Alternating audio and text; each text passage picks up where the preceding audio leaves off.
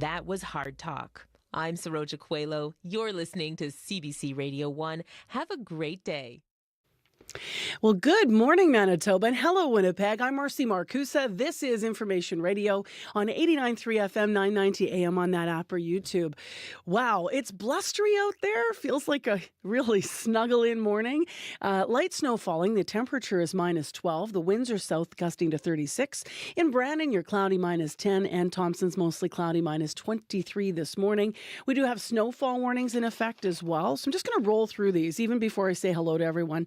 So snowfall warning for Victoria Beach, Barrens, Poplar River. You're looking at 15 to 25 centimeters. If you live up that way in Manitoba, you likely already know.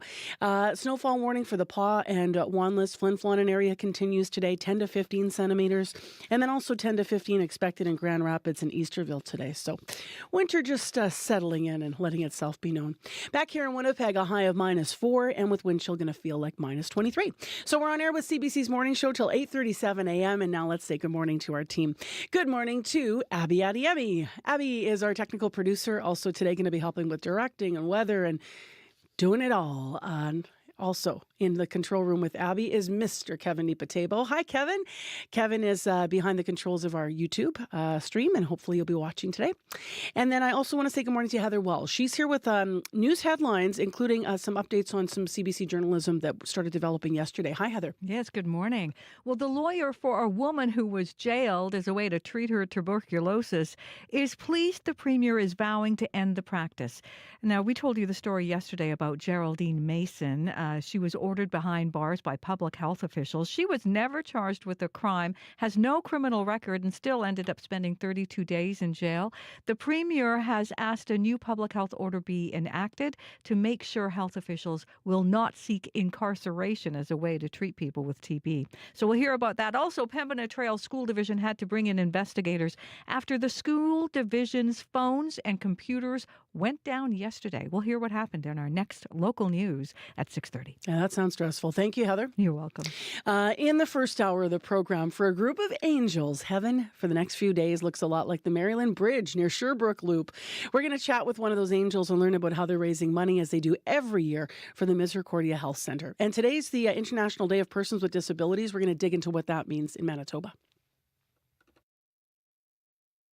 Today on Q. There's never been a better time to be different. Just ask Fortune Feimster. She says when she started out in comedy, no one knew what to do with her because she didn't look or act like anyone else. Now she's one of the biggest stand-up comics and podcasters in the world. She'll tell you her story. Jiminy Gee, it's better without dairy. Ma'am, this is Hooters.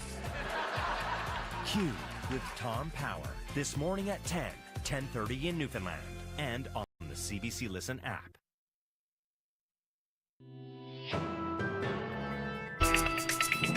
Good morning. I'm Marcia Young. We are learning more details about efforts to beef up Canada's border security and what federal leaders told U.S. President-elect Donald Trump during their weekend dinner at Mar-a-Lago. For more, let's go to Janice McGregor in our Parliamentary Bureau. And Janice, what do we know? Marcia, whether it's stepping up patrols to prove to Donald Trump that Canada takes border security seriously, or preparing for more people who may want to flee to Canada in the wake of the last U.S. election, the writing's on the wall here. The RCMP and the Border Services Agency have presented Cabinet with a list of additional equipment and human resources they need to crack down on illegal smuggling of people and drugs. One example. Our colleagues at Radio Canada are reporting that 2 weeks ago, the RCMP began the tendering process for 17 new drones with options to purchase 14 more, all for use in border surveillance. But on Power and Politics last night, Public Safety Minister Dominic LeBlanc wouldn't say exactly how these border patrols are going to be changing or how much it's all going to cost. We're not necessarily going to announce to organized criminal organizations exactly how many drones will be in the air at what time and from what bases. Last night, the Chief of the Defence Staff joined ministers on the Cabinet Committee for Canada-US Relations to talk about how the military can support this with its own surveillance capabilities, its drones, perhaps its helicopters as well. But Defence Minister Bill Blair says that doesn't mean deploying soldiers along the 49th parallel. This is the largest undefended border, and it is the responsibility of public safety, the RCMP and CBSA, and police of jurisdictions right across the country. So how could any of these measures get approved in the House, given its current state of gridlock? Well, on Sunday, opposition leader Pierre Poilievre laid out what he said a future Conservative government would do to secure the border. And while Conservatives aren't willing to let the House return to regular government business, he did offer what he called accommodations to pass a border plan. So, ball's in the government's court now to finalize a proposal and introduce it in the dwindling days that remain before this holiday recess. Thank you, Janice. You're welcome. The CBC's Janice McGregor in Ottawa. U.S. Secretary of State Antony Blinken is in Brussels today for what will likely be his last high-level NATO meeting. Blinken is trying to shore up support for Ukraine as Donald Trump prepares to re-enter the Oval Office. The president-elect has said numerous times that he plans to pull back U.S. support for Ukraine. The CBC's Richard Madden is in Washington with more. And Richard, what can you tell us about today's NATO meeting? Yeah, well, the State Department says Secretary Blinken, along with his NATO allies, will discuss ways to put Ukraine in the best possible position to broker some sort of settlement with Moscow. And there's an added sense of urgency amid reports that Russian forces are making gains in the region and helped by North Korean troops. Now, U.S. officials say Blinken will prioritize efforts to bolster security with Ukraine and look to deepen cooperation with other NATO partners. This meeting, as you noted, will likely be Secretary Blinken's last before the Biden administration leaves office. By contrast, incoming President Donald Trump has voiced skepticism of the NATO alliance and has been critical of funding to Ukraine. That's why NATO Secretary General Mark Rutte is calling on all members of the alliance to step up. We will all need to do more, especially now. The stronger our military support to Ukraine is now, the stronger their hand will be at the negotiating table. And the sooner we can end Russian aggression once and for all in Ukraine. NATO officials warned Ukraine is entering another crucial winter, and Russia's aggression is showing no signs of slowing down. President Joe Biden is also making some moves when it comes to Ukraine. Yeah, he sure is. The White House announcing another $725 million security package for Ukraine. It was announced late last night. It includes more landmines, troves of artillery rounds, rockets, and what's being described as other critical capabilities, and it'll be delivered between now and mid-January. President Biden has said he's committed to what he calls a surge in aid before he leaves office and hands the keys to an incoming president who's been critical of U.S. efforts in the region. Thank you, Richard. Thanks. The CBC's Richard Madden in Washington. Israel and Hezbollah are accusing each other of violating a ceasefire. It has been just under a week since they agreed to the truce, but there have been strikes on both sides of the border. Both Israel and Hezbollah say they are firing in self-defense. The CBC's Tom Perry has more from Jerusalem. As the cleanup continues in Lebanon, the peace that has allowed Lebanese civilians to return to their shattered homes is itself looking shaky. Since agreeing to its ceasefire with Hezbollah, Israel has continued to strike repeatedly inside Lebanon, targeting what it calls violations of the ceasefire deal by the militant group. Gideon Sa'ar is Israel's foreign minister. We hear claims that Israel is violating the ceasefire understandings in Lebanon. On the contrary, Israel is enforcing them in response to Hezbollah's violations, which demand immediate action. Sa'ar says Israel has identified Hezbollah fighters moving weapons and operating south of the Litani River after agreeing to pull its forces north of that line. But Hezbollah says it's Israel that's breaking the deal. Yesterday, for the first time since the agreement was struck, the group lobbed 2 mortars that landed in an open area, causing no injuries. Israel responded with a wave of airstrikes, saying it would respond forcefully to any violation of the ceasefire deal, major or minor. That deal still holding for now. Tom Perry, CBC News, Jerusalem. A Vietnamese real estate tycoon has to raise billions of dollars to avoid the death sentence. Trong My Lan was convicted in April of embezzling $12 billion. Today, she lost her appeal. That means the only way to save her life is to pay back 75% of the funds she fraudulently obtained. Lawyers representing Canada will be in The Hague today, making its submission on the responsibilities of countries to address climate change. Belize made its case earlier this morning. It wants the International Court of Justice to make countries legally responsible for limiting their carbon emissions. Here's the lawyer representing Belize.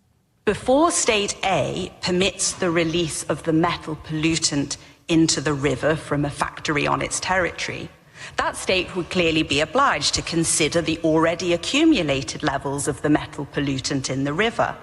And intuitively, the same applies to greenhouse gases. Belize also says countries should be accountable for monitoring their emissions in real time. Today is Giving Tuesday. Many of Canada's 84,000 charities are struggling this year. Canada Post usually delivers many of their donation checks, but workers walked off the job on November 15, and checks sent in the mail are not showing up. Yvette Brand has more. It's that time of year Canadians are reminded to give. Some drop coins in a kettle, others click donate online, and the less tech-savvy still mail an old-fashioned check. So no mail delivery hurts charities. We think that we're about 15% down over the last couple of years, and directly related to the postal strike. Angela Chapman, president and CEO of the VGH and UBC Hospital Foundation, says their lottery raised $6 million last year, but returns are expected to drop this season. Ultimately, that means $1 million potentially less in terms of the funding for equipment at VGH, at GF Strong Rehabilitation Centre, UBC Hospital, and it means less funding for medical research. Canada's more than 84,000 registered charities provide food, shelter, childcare, and more. Nicole Denisi is with Canada Helps, a charity support organization. Really like the nightmare before Christmas for many organizations. Many of them are scrambling. Jeanette McConnell is with the Canadian Union of Postal Workers. I do get that. And I know that it's actually a lot of older people that do send checks in the mail to the charities. CUPW says it's asking for fair wages, improved working conditions, and the right to retire with dignity and expansion of services at the post office. The U.S. Postal Service is now suspending mail headed for Canada, with millions of letters and packages piling up, with nobody able to deliver. Yvette Brand, CBC News, Vancouver. In Britain, thieves have stolen a van filled with 2,500 savory pies. They were made by a Michelin star chef and came in mouthwatering flavors, including steak and ale and turkey and butternut squash. In total, the cargo is worth about $44,000. It was supposed to be sold at a Christmas market in the city of York. The chef is now making an appeal to the thieves. He is asking them to do the right thing and donate the food to the needy. And that is the latest national and international news from World Report. For news anytime, go to cbcnews.ca. You can listen to us live every morning on the CBC News app. Just tap on the local icon. I'm Marcia Young.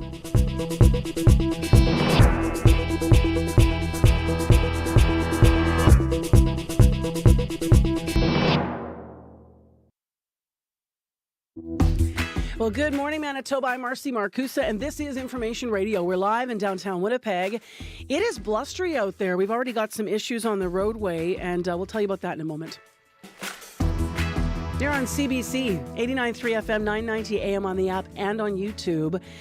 This hour on the show, we're going to be talking about some brave people who are going to be out in the cold today. They're the angels that look after Misericordia. So we're going to talk more about how they'll be on the Maryland Bridge near Sherbrooke on the Loop. And we'll talk with one of those angels and learn more about how they're raising money for the Misericordia Health Center and what the foundation's up to this year. Also, this hour, it's the International Day of Persons with Disabilities. We're going to hear how service dog organizations are looking to guide Canadians when it comes to working with these highly trained animals. We'll find out what's the latest in terms of the landscape in Canada and what the needs are and how things have changed for service dogs. Plus, a little bit later in the program, we have live music from Don Amaro. He's going to be in studio with us today. I am super looking forward to that. Right now, let's go to Heather Wells, and then I think I'll mention that incident on the roadways, and we'll get around to your weather. Busy morning. Heather, what's up in the news? Good morning. Yes. The death of a 23-year-old woman from southern Manitoba is under investigation by the Manitoba Dental Association. The woman died following a dental procedure November 27th. The association's president says medical responders were called and the patient died in hospital. She lived in the Morden Winkler area. The president of the Dental Association would not say what sort of procedure the patient underwent. The head of a language program for skilled newcomers says cuts in federal funding are devastating. The Enhanced English Skills for Employment is going to lose its funding in February. That program teaches high-level English skills to doctors, accountants, and IT specialists who are newcomers. We'll hear from the head of the program coming up in our next local news at 6:30. All right. Thank you, Heather. You're welcome. Well, I was mentioning that it's blustery out there. This is the incident I'm referring to. There's been a two-vehicle crash. It's shut down westbound Ness at Barrie. Now, Barrie is closed in both directions. We don't have more information about this at this hour. That is all we can tell you. So avoid the area, obviously, and we'll see how long that lasts through the morning before they can fix whatever's gone on there and attend to things.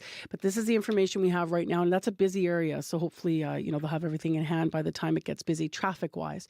A two-vehicle crash, westbound Ness at Barrie. Barrie closed in both directions. Also, while we're on traffic here, I just want to mention to check 511, the highways, before you head out this morning, because you could see some problems out there in terms of snow-covered and slippery conditions. In Winnipeg, I didn't find it too bad, but you've got a little bit of that swirling snow out in traffic. So 788-3093. Before we turn to the weather forecast, I'm actually going to go through these weather warnings. So there are three of them. There's a snowfall warning for Grand Rapids and Easterville. That's 10 to 15 centimeters expected. Also, continuing from yesterday, we knew this was coming. There's a snowfall warning continuing for the Paw, 10 to 15 centimeters expected. That's also Flin Flon, Cranberry Portage, Snow Lake. And then finally, the third one here is also a snowfall warning. This is Bessette, Barons River, Little Grand, Blood Vein, and Poplar River, and those areas. And this is a bigger system, so 15 to 25 centimeters expected. And remember, Manitoba, all our beautiful lakes mean if you live around them, you could get even more snow. So because of the squalls, if you're around the lake, you could see 10 to 20 centimeters. Abby is here with our actual forecast. It's funny, Abby, this week Jean Paul was like, he just looked outside and he looked at me and he said, I'm going to be shoveling. It's going to be that winter, I think. Yeah, it's that winter season that you will be doing lots of shoveling, Yeah. for sure. You thought it's not going to come, but it's here now. We haven't had one in a little bit, right? Like a couple years ago we had a big dump, but last year was easy on us. But have the shovels on hand for sure. Have it on hand. And something you'll be dealing with today for sure will be light snow and blowing snow to come with those mentioned caught by Mercy earlier. Right now we are at minus 12 in the city. We're seeing light snow outside. Today expect this period of light snow throughout the day with breezy conditions shifting from the south, and then it's going to be a light westerly breeze by the time we get to the noon period. A high for today would only get to like around that minus 4, though with the wind chill factored in, it's going to feel colder than that. And then tonight, cloudy conditions will bring a good chance of more light snow, especially early in the evening, and then turn into partly cloudy overnight. The western part of the province will see a mix of sun and clouds. The central part will see cloudy skies, while the Parkland region will see more of snow this morning. And then for Flin Flon and the Power, we have that snowfall warning in effect. Heavy snow will be coming your way, picking up this afternoon. In summary, Winnipeg and surrounding areas, we're going to see light snow, breezy conditions expected. We're going to get to a high of minus 4, but with the wind chill factored in, it's going to feel much colder. You see anything in traffic? Let us know. 788-3205.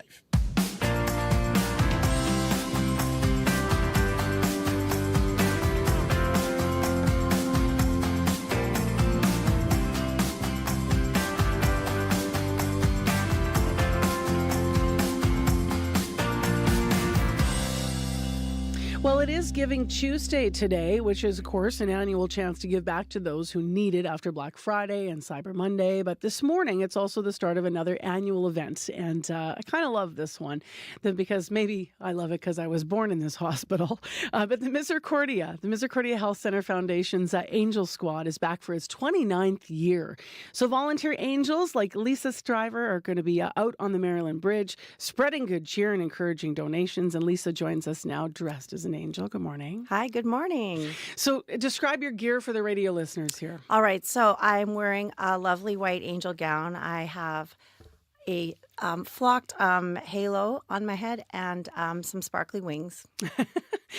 People see this, they see you outside the foundation, you and others dressed like this, and obviously it's to raise money. What specifically you guys are raising money for this year?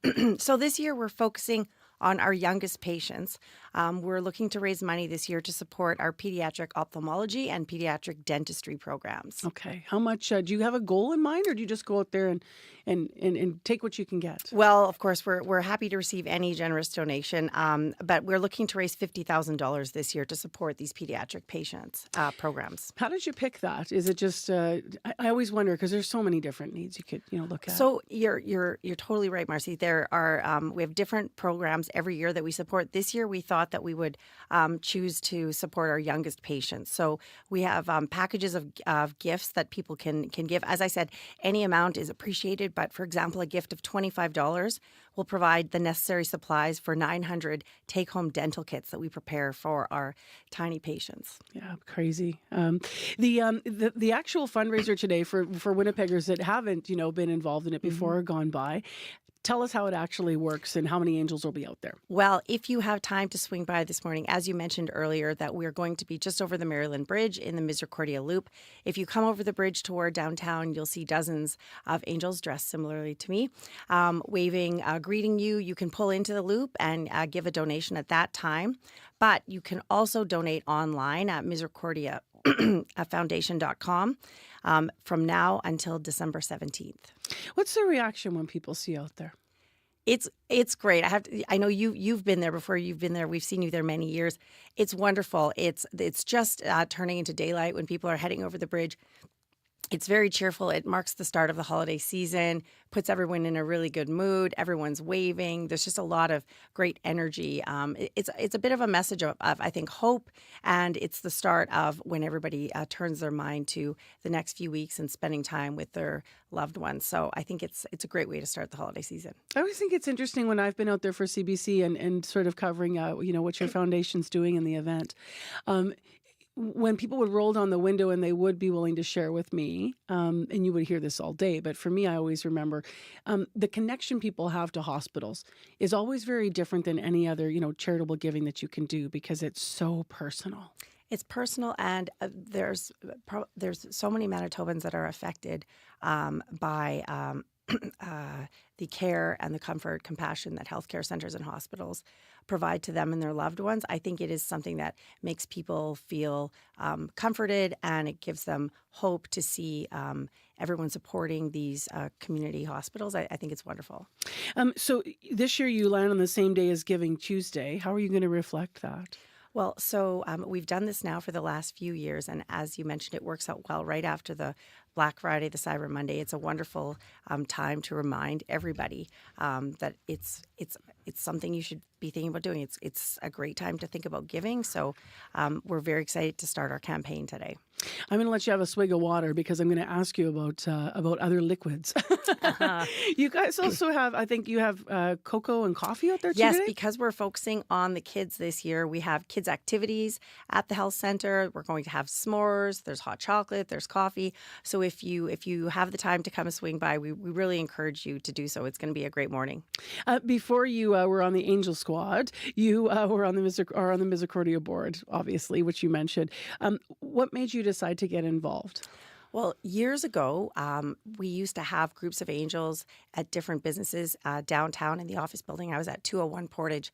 And every year at the beginning of the campaign, we would have angels there collecting donations. I thought it was wonderful. It was inspiring. It was a great way to remind everyone to give. So I got involved at that time. And over the last few years since COVID, we've obviously changed it. We did not do an in-person campaign that year, and we've changed it now to more online. So now I like to participate as an angel. Are there ever anyone people that are, Manitobans that are surprised? Because I think a lot of people sometimes think, well, healthcare's funded, and then they kind of don't make the connection between why all of our hospitals have foundations that are, needed. That's a great point. Foundations are needed to support. Of course, the government provides healthcare at the level that it can, but the needs are increasing. There's a lot of crucial support that's required by Misericordia and other health centers as well to support the programs and to deliver the pre-care and the post-care to the patients. And unfortunately, there's a lot of needs right now, and the government can't do everything. So it's important for everybody in the community to give what they can. So you're out there today, and then tomorrow and the next day, I think, right? 3 days, I get it right? I believe, today's the big day. Yeah. So today's the day where we'll have everybody in the angel costumes. But yes, if you're not able to make it today, you can give online as well, or you can stop by and we'll be happy to visit with you and take a donation for the rest of the week as well. And the initiative runs till the 17th, I think, right? Yes. So remind us of the website one more time before you fly away. It's misericordiafoundation.com. Thanks for being in and for being so generous with your time early and even wearing the wings. Thank you very much. I'm hoping this will be a great day outside today, despite the weather forecast. So yeah, stay warm out there. Lisa Stryver, Misericordia Health Center Angel Squad Ambassador, and if you want to check it out, just go through the loop at the Miz. This winter, help us make the season kind by supporting Harvest Manitoba. I'm Vince Barletta, CEO of Harvest Manitoba. All it takes is one can of food, $1, or even 1 hour of your time. Join CBC as we donate a day of programming in support of Harvest Manitoba December 6th. Find ways to give to Harvest Manitoba at cbc.ca/kindmb. Time right now is 6:22 a.m. and as Abby mentioned, it is minus 11 actually in Winnipeg. We just gained a degree, minus 11. Winds are south though, gusting to 42 kilometers per hour. Well, next on the show, around the world today marks the International Day of Persons with Disabilities. And here in Canada, it's a day to focus on and hear from the 27% of Canadians who live with disabilities and those who assist them, including dogs. Now, some of those accessibility allies, like dogs, are furry friends, but they do so much more than that, as you likely know. CBC's Luke Williams caught up with a few service dog organizations in this country to chat about the paws on the ground and what the programs look like in 2024. Hi, Marcy. Glad to be here. So what's the relationship, how do you describe it, between handler and service dog? Yeah, Marcy, it's really one that goes beyond person and pet. The relationship between service dog and handler or disabled person is one of an extension of the person. It's a means to accommodation through working with a partner that just happens to be a dog. It isn't always work, though. Diane Bergeron has been a Seeing Eye Dog user for the past 40 years. Here's what she told me about the 6-year working relationship with her current dog, Carla. My current guide dog is from CNIB Guide Dogs, and she is a 6-year-old, beautiful little golden retriever. From the minute that I picked up the harness the first time and started walking with a guide dog, it completely transformed my life. It's been 40 years. I've never looked back, not once. I've always had a dog since then. Marcy, Carla is Diane's everything. She's a loving companion at home with whom Diane jokes that even her husband can't come between the two of them. When Diane's out and about, that's where Carla's training kicks in, and she helps Diane navigate hazards that she wouldn't be able to with her own visual acuity. Carla also really shines when she practices intelligent disobedience. That's the ability to disobey any and all orders in protection of Diane's safety. How do Diane and Carla's working relationship, how does that extend into Diane's professional life? So you likely caught it there, Marcy. Diane was paired with Carla through the CNIB, or Canadian National Institute for the Blind's, Guide Dogs program. She's actually now the president of that very program, as well as a user, and while she hasn't been working with them since they began, she's proud of the work they've done so far. CNIB Guide Dogs really was established in 2017, and we've come a long way. We started with 2 little dogs and 2 staff basically working out of their garage, to where we are now, only 7 years later. We've got about 70 guide dogs working across the country, 33, I think, buddy dogs and 8 ambassador dogs. We have 2 properties and about 50 staff. So we've come a long way in 7 years. So CNIB currently offers the 3 dog programs, Guide, Buddy, and Ambassador. The one that Diane is most excited about is the Buddy Dog program. It pairs the dogs that wouldn't make the best guide dogs with blind and low vision children who just want to learn about what it takes to take care of one of these dogs. And she says that it can be world-changing for them. It opens worlds for these kids, allow them to gain confidence, a sense of responsibility, and even camaraderie. I mean, who doesn't love a dog? No doubt. So service dogs obviously do more than just guide. What else are they doing? Yeah, Marcy. So there's a myriad of ways that service dogs are currently helping out disabled people. This includes things like detection and management of medical issues like diabetes, stroke, even seizure response. support dogs provide those with autism supports. They help kids with disabilities to socialize, learn the skills that they'll need in being able to seek accommodation and live full lives going forward. The CNIB is focused on vision guide dogs. The Lions Foundation of Canada Dog Guides, they are the only organization and training school in Canada right now to offer service dogs in 7 different categories of assistance.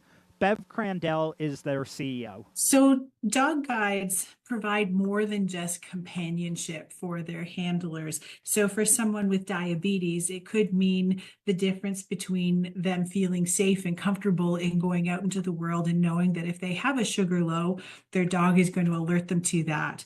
It could mean the difference for a family in our autism program, being able to go out shopping as a family, where in past they might not have been able to do so. Marcy, not to steal the focus here, but just to relate to what Bev's saying there and add to this story, I'll share that my 4-year-old son was assessed for an autism service dog through a different organization a couple years ago.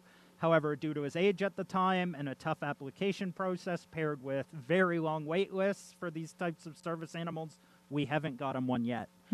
Are things improving for service dog users? Yeah, so that's something that Bev and the Lions Foundation of Canada Dog Guide spoke to. They said that understanding of service dogs and appreciation for them is becoming a lot better. And one thing that's really beginning to be helped out is identifying invisible disabilities. You know, if you're deaf or hard of hearing, people may just think you're rude when you don't answer them. But if you haven't heard them, you know, it's not that you're being rude, it's just you haven't actually heard them. So having a dog there helps to identify for people that, you know, you have a disability, and gives them a little bit of grace and understanding and how to deal with them. So something I heard throughout putting this together, Marcy, is that understanding of how and why service dogs are used, it's really improving. It's helping build companionship between service dog and user. But really through all of us, that's something everybody seemed to impart upon me. And what about moving forward, where, you know, improvements are still needed? Yeah, so I'm going to give Diane all the time to answer this one. She echoes what Bev is saying in understanding of service dogs has improved over her 40 years as a user, but she says there are still ways we can work together to be a little bit better. When it comes to accessing certain businesses and the particular areas that we see most concerning is rideshare, taxi type services, restaurants, and hotels, some medical services.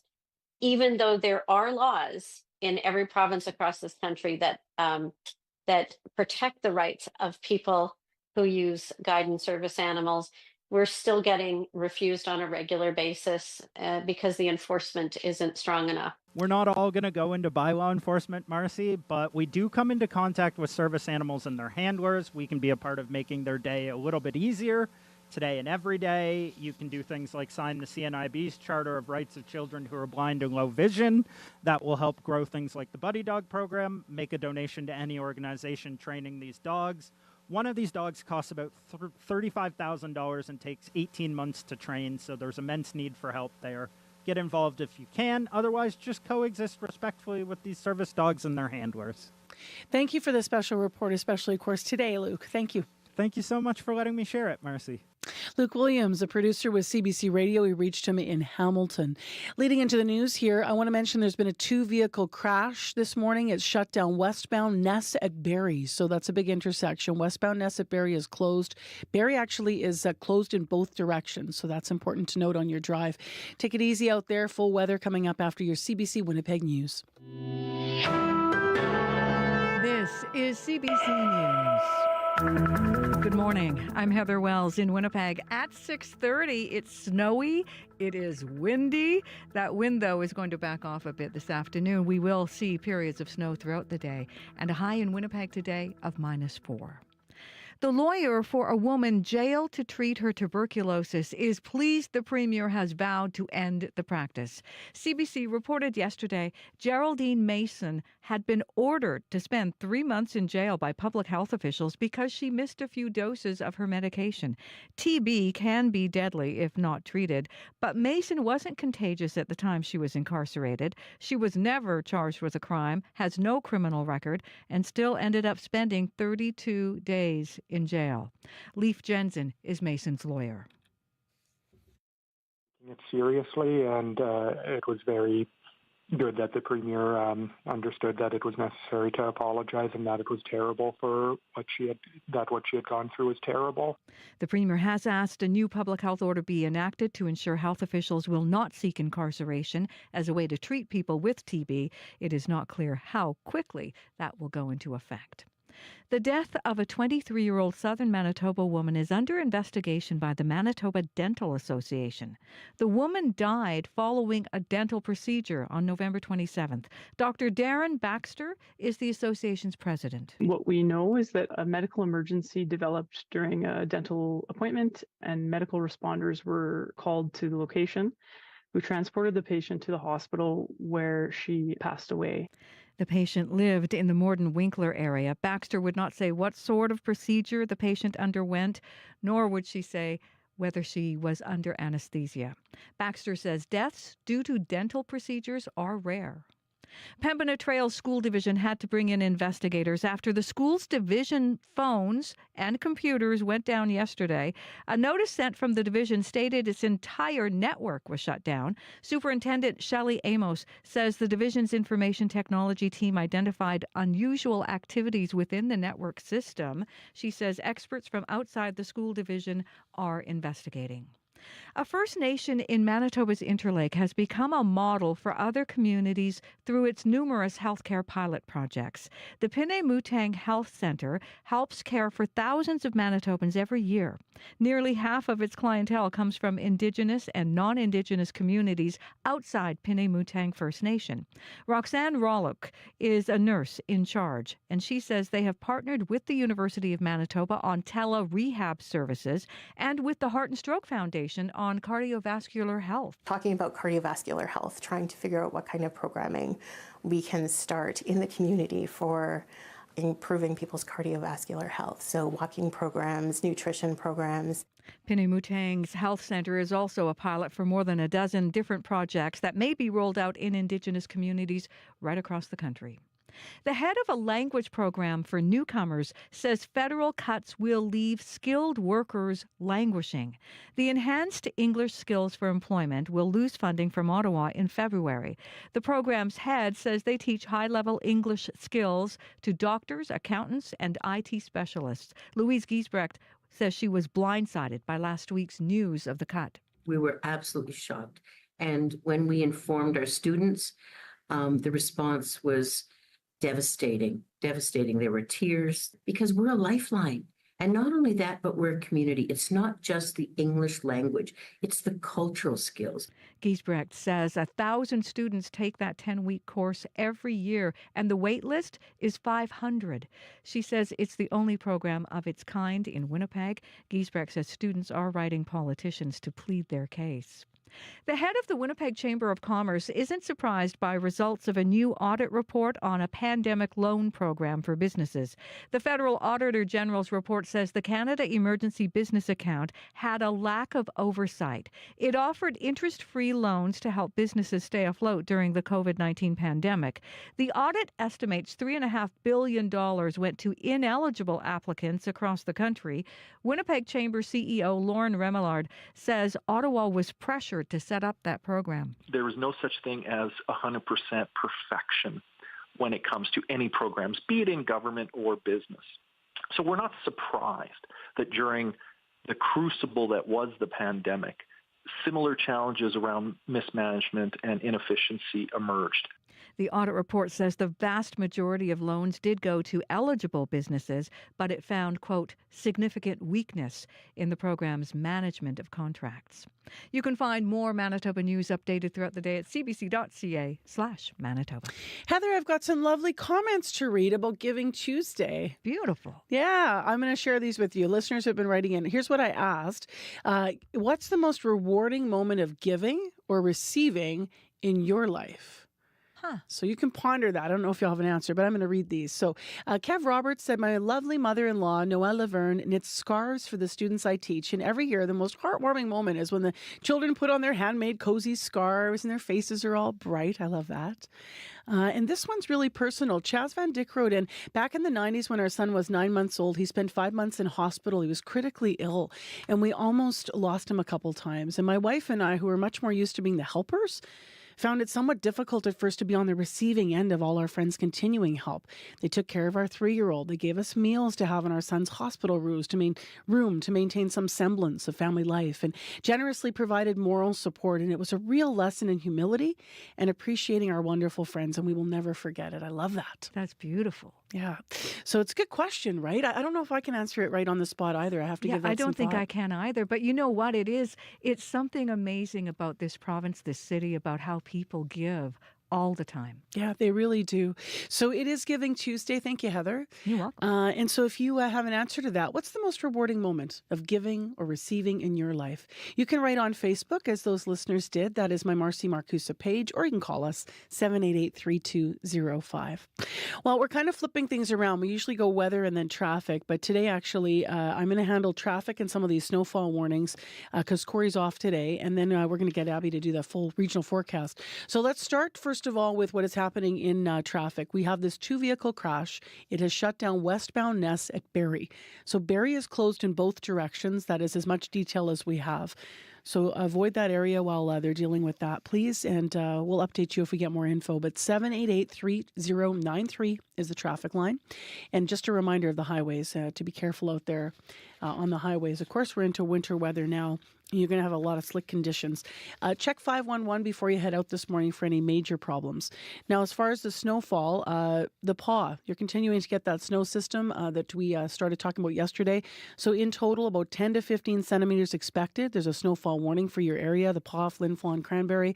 There's also a snowfall warning for Grand Rapids and Easterville, 10 to 15 centimeters expected. And most of this is happening today, folks, before it tapers off.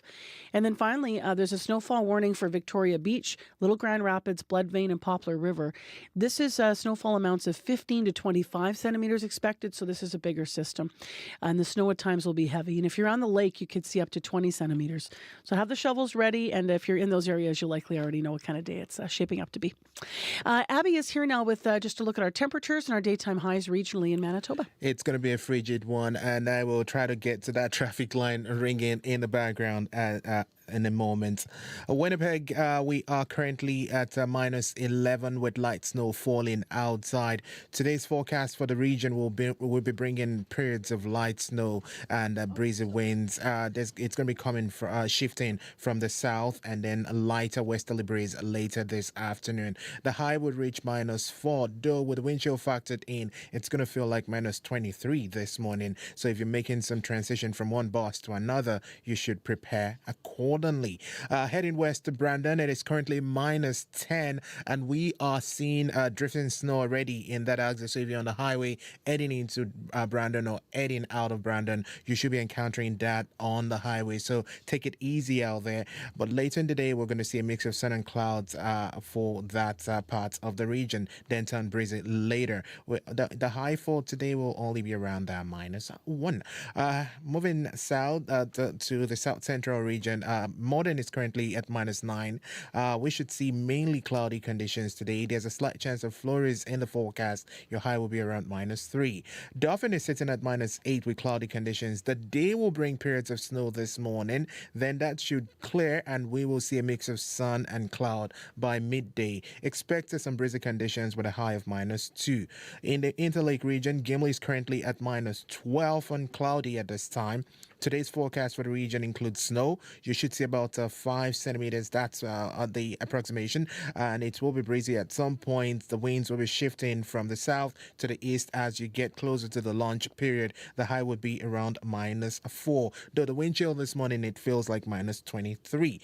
The Palm Flin Flon, currently it is minus 12. We have a snowfall warning in effect. That snowfall you see will taper off later, and then some light winds this morning, shifting to breezy conditions from the northwest this afternoon. For Thompson and Churchill, temperatures for the region both around minus 22, though Thompson is kind of cloudy at this time with some snowfall falling, and then Churchill is in ice crystals. Both region will be seeing highs of 12 and 17 respectively. There's a risk of frostbite in the forecast also because the wind chill is feeling like minus 34 this morning for that region, so prepare accordingly. So overall across the province it will be frigid, but Winnipeg will be seeing more like a respite with light winds compared to the colder north. Right now it is minus 11. All right, Abby, thank you. Thank you. Well, phone's ringing in the background. Abby's going to grab that, and if it's anything urgent, we'll get it on the air for traffic. So that number is 788-3093. We do have some more detail here about that crash at Ness and Barrie, and that is that what happened was a traffic standard was knocked down. So now lights are in an all red flash situation, so use caution passing and treat that as such if you're heading through. Right now, it's time to turn to business news at 6:42 on your Tuesday morning with Christely Ramlicam with our report. Hello. Hey, good morning, Marcy. So let's start with the latest on how businesses are doing, especially leading into the holiday season, which, of course, a lot of businesses really count on. Yeah, that's right. So small businesses in Canada right now are holding $35 billion in debt, which is an increase of 15% compared to last year. So this is being driven mostly by newer businesses, which saw about a 25% increase in debt. And that's according to this Business Credit Trends report from Equifax Canada for the third quarter. But the report shows that established businesses are showing a little financial caution here. And that's because they have the average debt per business declining actually just over 8% for them to just over $25,000. Now, newer enterprises are contending with higher operational costs, while more established ones are prioritizing managing debt a little more conservatively. But economic conditions are showing some early signs of stabilization with interest rates and interest rate cuts and inflation returning to the Bank of Canada's 2% target. So Jeff Brown is the head of commercial solutions at Equifax Canada, and he says the first 2 years of any new business are the most expensive. Unfortunately, it is a record, but at the same time, it's, again, the size and scale of the overall economy. So as we get each year and as more businesses come into Canada, that number is going to continue to grow. Unfortunately, it's just something that's always happened over the past few years. So 15% isn't something we want to really get excited about. But we are seeing, again, a variation in how businesses are controlling their debt levels. So he says the holiday season presents, of course, both opportunities and challenges. And while sentiment among businesses is improving and easing financial pressures are offering a little bit of hope, rising delinquencies and an uneven recovery are a reminder of the resilience required for businesses to succeed in this kind of environment. And they're going to need more because of the Canada Post strike, right? So workers there in the third week. What's the latest on that story? Yeah, that's right. So the union says a new framework for negotiations that Canada Post presented over the weekend moved closer to the union's position on some issues, but says it remains far from what members could ratify. So Canada Post says it had hoped that this document would reignite discussions to end this strike of 55,000 workers that has halted meal delivery during this busy holiday season. But in a statement late yesterday, the union says Canada Post hasn't compromised on many of what it calls the employer's most severe demands. And so a key issue here is expanding parcel delivery into the weekend. Now, the government had appointed a mediator to help, but mediation was temporarily suspended last week. Federal Labor Minister Stephen McKinnon says mediation will only resume once the special mediator has clear evidence that both parties have sufficiently modified their respective positions. Meanwhile, the U.S. Postal Service has temporarily stopped accepting mail headed here to Canada and is asking customers to refrain from mailing items here until further notice. And fraudsters are taking this opportunity of the strike with their delivery scams to try to trick victims out of their cash. So these can range from anything from phishing emails and texts to deepfake phone calls. And the work stoppage has led to fraud attempts amid the confusion around shipments. Because it's not stressful enough. I know, exactly, right? All right. One more story before we do the markets here. I understand that watching our favorite television show or movie is going to get more expensive. Yeah, so, streaming services and subscriptions are raising their prices across the board. Duncan Stewart is the director of research for Deloitte Canada, which covers technology, media, and telecommunications. He says the business model for streaming services is in flux, and he sees more consolidation and fewer streamers over the next couple of years as the space continues to be saturated. It's the reinvention of the old bundle. What we are seeing is that you can save money if you lock in for more than a month at a time. So the streamers, especially the ones in that number 1 and 2 slot, are going out there and saying, we can save you money, but you have to commit to a full year or more worth of subscription. That kind of long-term contract, or being bundled with a bunch of other services with less flexibility to cancel and renew, is in fact going to see consumers maybe find it more affordable, but with less flexibility. So, yeah, he says as prices increase, consumers will want to push back and cancel individual subscriptions, which could lead to more bundling, like, I don't know, how cable used to be. Right? Yeah. How are the markets this morning? In Europe, markets are trading higher. Germany is up, the UK is up, France is up, and Asia markets are higher as well. So Japan, Shanghai, and Hong Kong are all up. Oil is up 85 cents to $68.95 US per barrel. Gold is up 60 cents to $2,638.60 US per ounce. And the dollar is up 0.09 of a cent to 71.3 cents US. All right. Thanks a lot, Crystalie. Talk to you tomorrow. Okay, thanks, Marcy. That's Business News with Crystalie Roundlacan on CBC.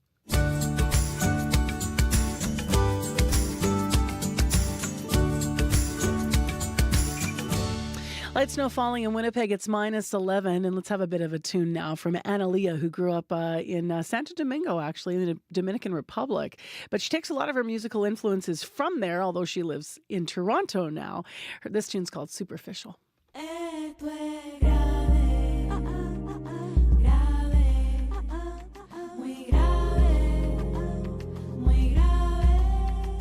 Después de haberte dicho tantas veces lo que y quién no quiero, y rogarte ser sincero, después tan descarado lo juraste, y por tu propia madre yo ya no creo en nadie. Te convertiste en exactamente en el más embustero, el menos verdadero.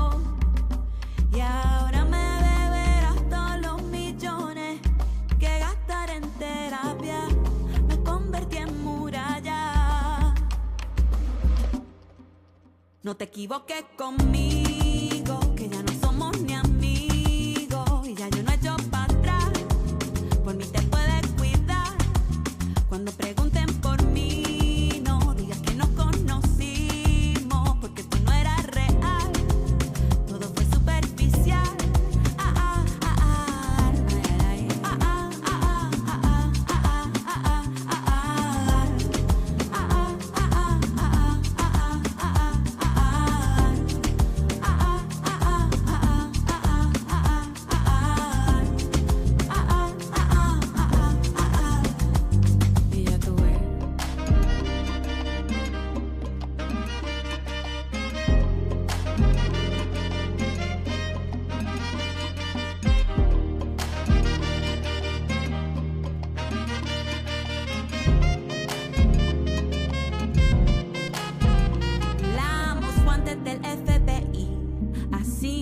Sentía cuando estabas detrás de mí, y ahora es tu culpa que no puedas distinguir cuando alguien es genuino. Ya yo no sé si es que hay alguien genuino. Parece algo antaño conocernos, enamorarnos, puro corazón de piedra, sentimientos enjaulados. ¿Para qué insistir? ¿Para qué? Nos quedamos así.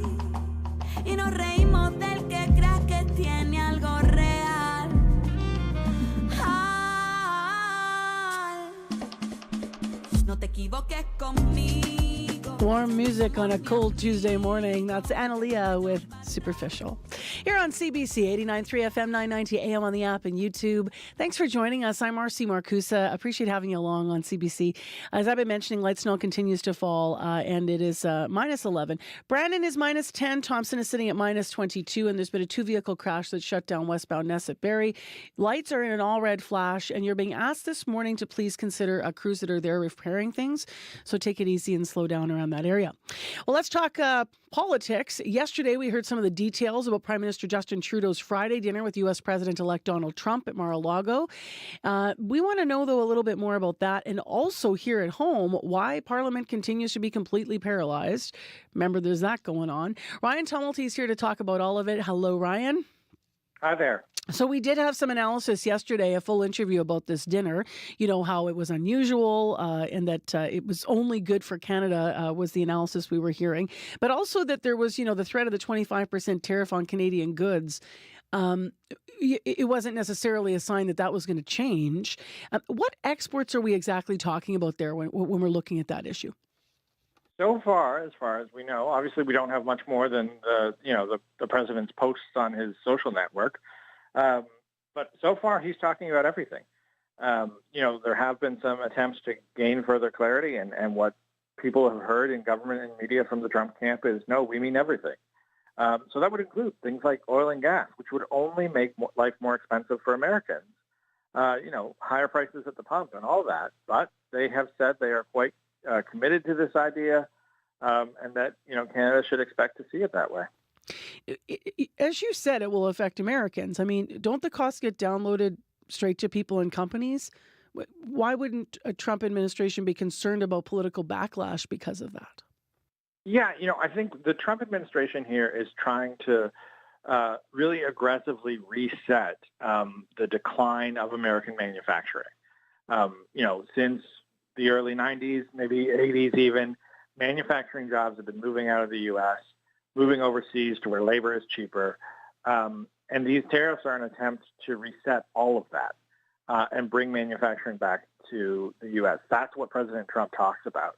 I think he sees everything else in the economy as, a casualty perhaps of this that he's willing to live with.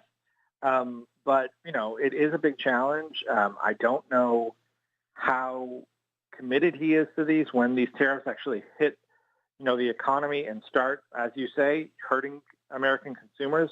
Will he stick with it? I don't know. I don't think anybody does, but certainly, he does seem intent on bringing them in. Meantime, there's been these comparisons between Canada's reaction to the threat of tariffs and actually the reaction from Mexico's president. Can you tell us what's going on there? Yeah, Mexico's president has come in much more aggressively.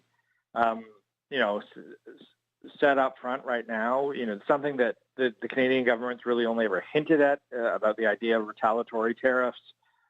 She wrote an open letter to Trump saying that there would be retaliatory tariffs if he goes this way, and that,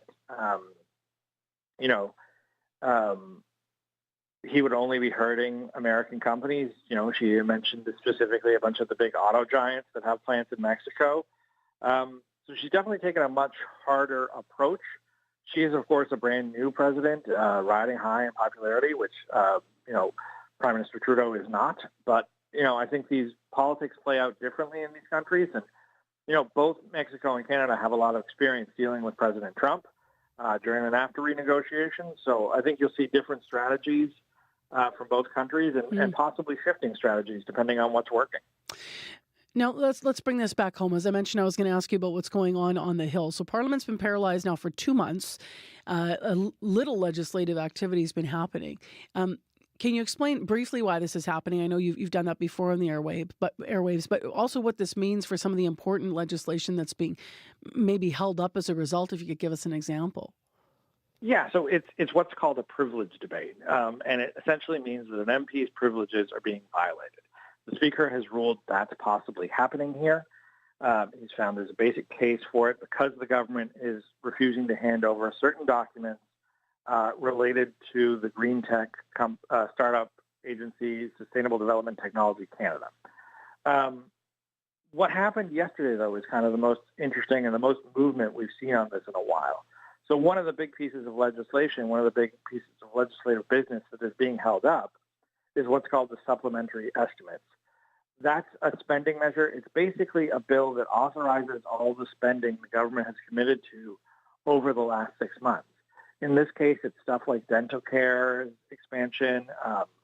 There's money in there for the war in Ukraine, a bunch of other measures.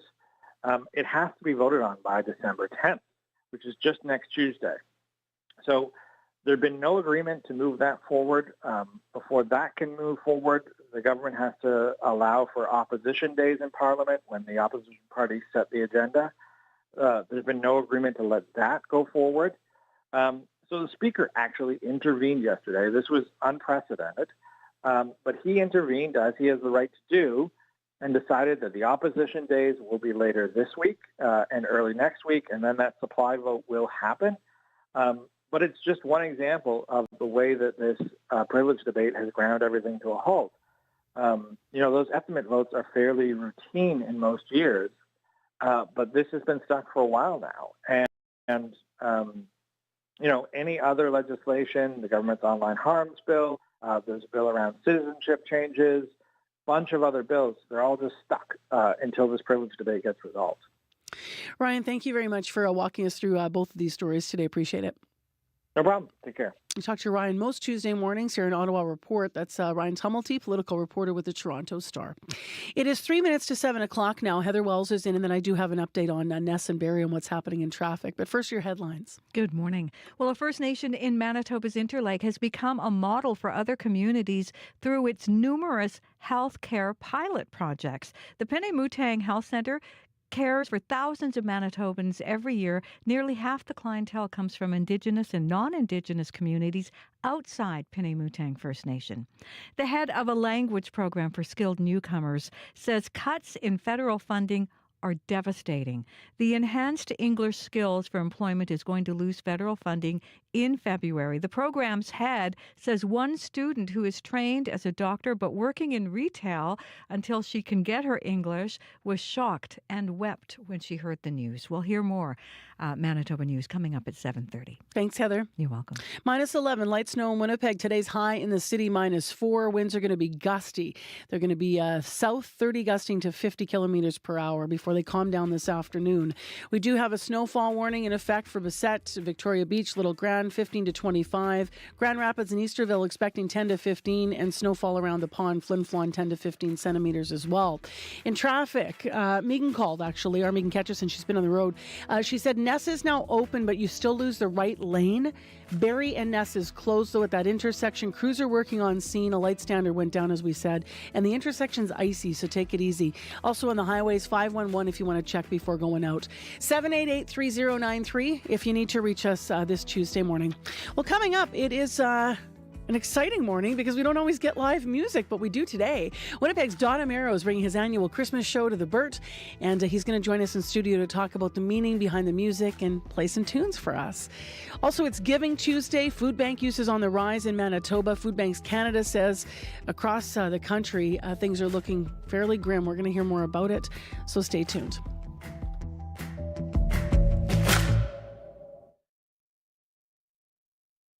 On the current. One of the key features of the design of this bill, it really puts the onus on the platforms, not on the parents. Australia has voted to ban social media for children under 16. Many parents in other countries are looking on with envy, even as some experts say this doesn't address the addictive nature of the platforms themselves. That's coming up on The Current. The Current with Matt Galloway. This morning at 8:37, 9:07 in Newfoundland, and on the CBC Listen app.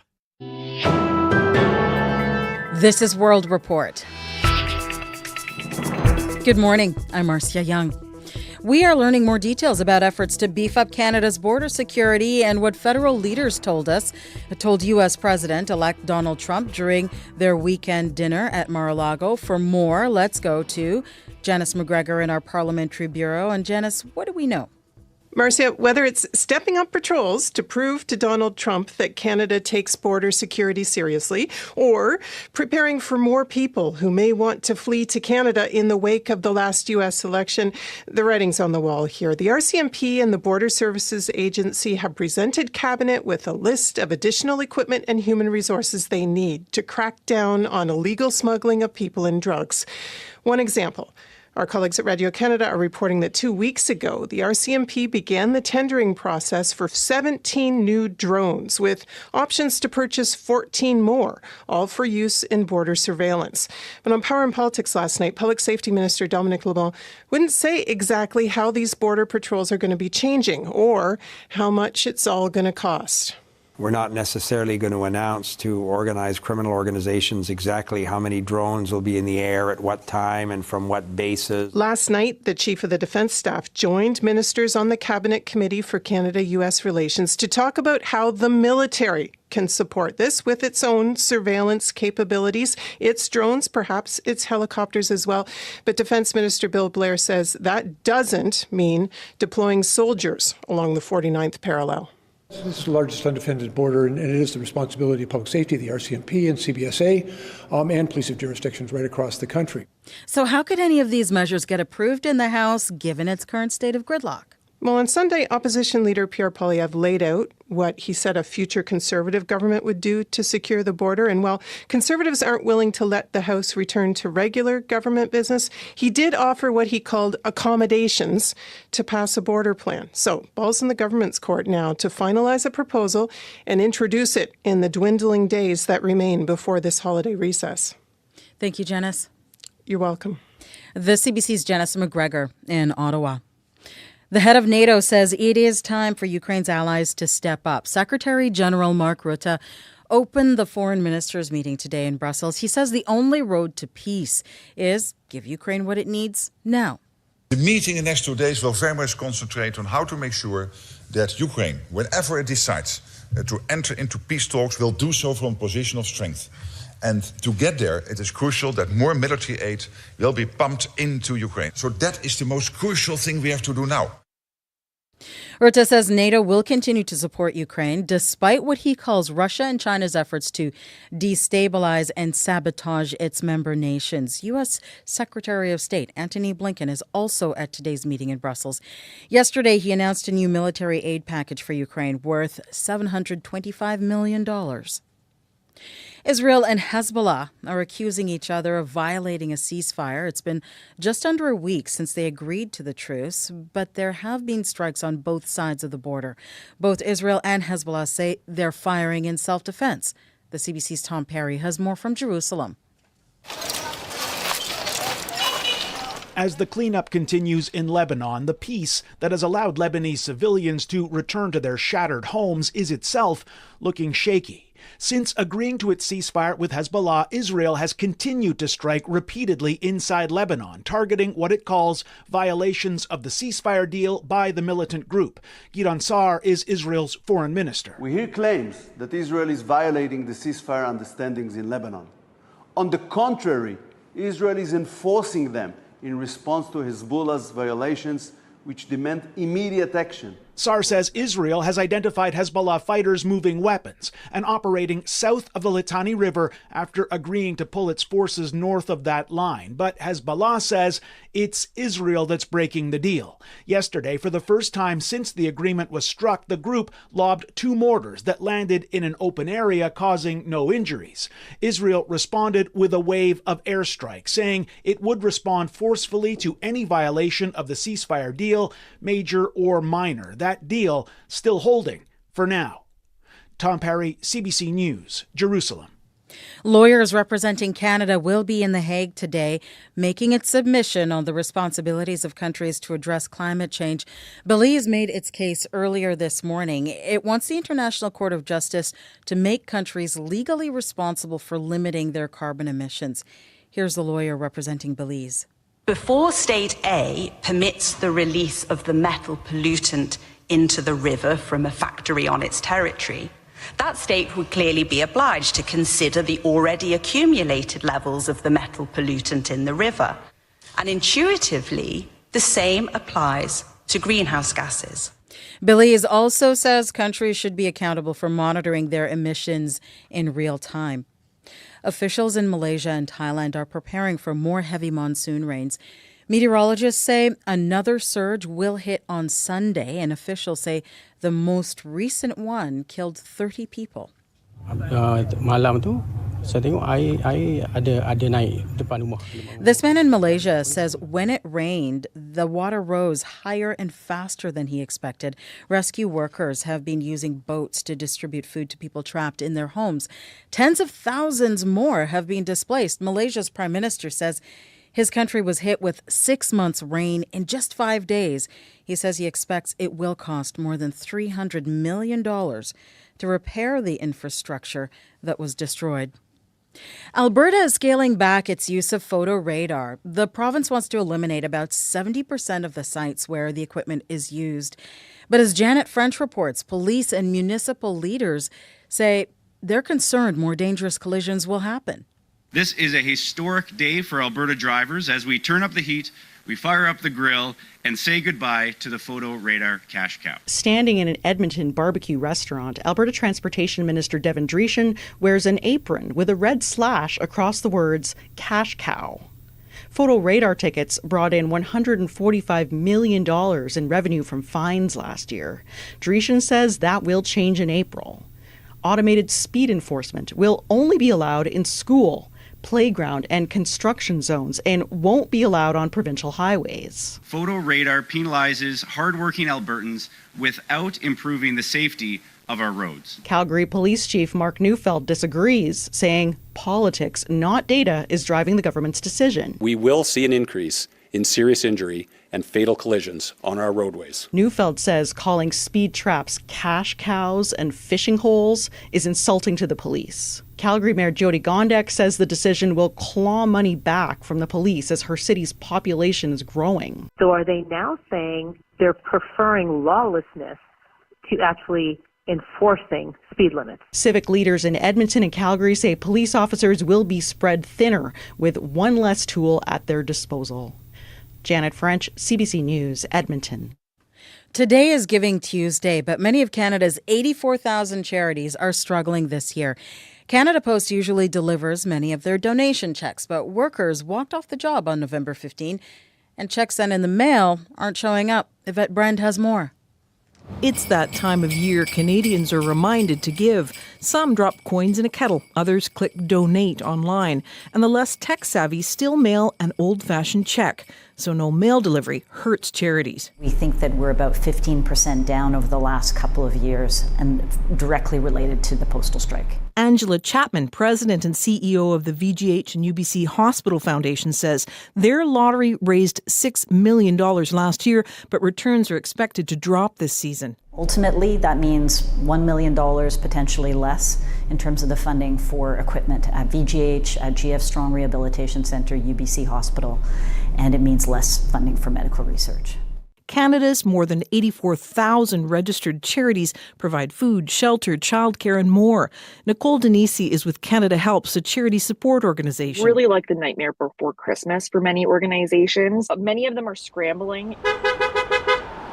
Jeanette McConnell is with the Canadian Union of Postal Workers. I do get that. And I know that it's actually a lot of older people that do send checks in the mail to the charities. CUPW says it's asking for fair wages, improved working conditions, and the right to retire with dignity and expansion of services at the post office. The U.S. Postal Service is now suspending mail headed for Canada, with millions of letters and packages piling up, with nobody able to deliver. Yvette Brand, CBC News, Vancouver.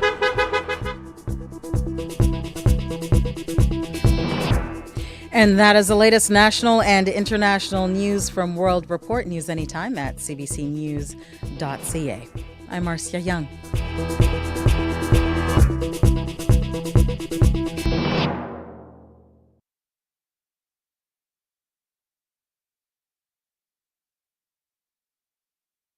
Information Radio. We're live in downtown Winnipeg, and it is right around -11. Abby's going to update our weather in just a moment.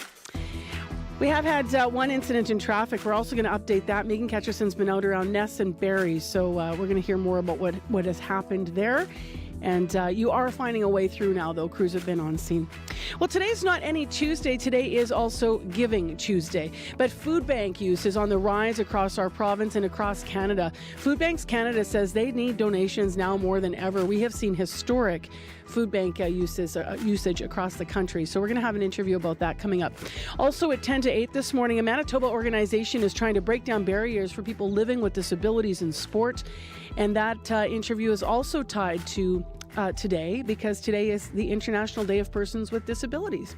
So stay with us. That's all coming up on our show this hour. And I'm really excited because Don Amero's in studio right now getting ready to play. So he's got his annual holiday show coming up. We'll hear about that and then some of the meaning behind some of his newest tunes as well. So really excited. He's going to play for us. Heather Wells is here with our news headlines. It's 7:11. And what are we learning in the news, Heather? Yes, well, good morning. The death of a 23-year-old southern Manitoba woman is under investigation by the Manitoba Dental Association. The woman died following a dental procedure on November 27th. The association's president says the patient would not say whether she was under anesthetic at the time or what sort of procedure she underwent, but we'll hear more from her coming up.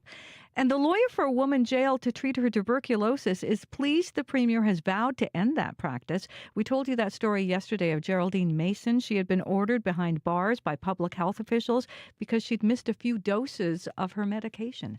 Those stories and more coming up at 7:30. All right. Thank you, Heather. You're welcome.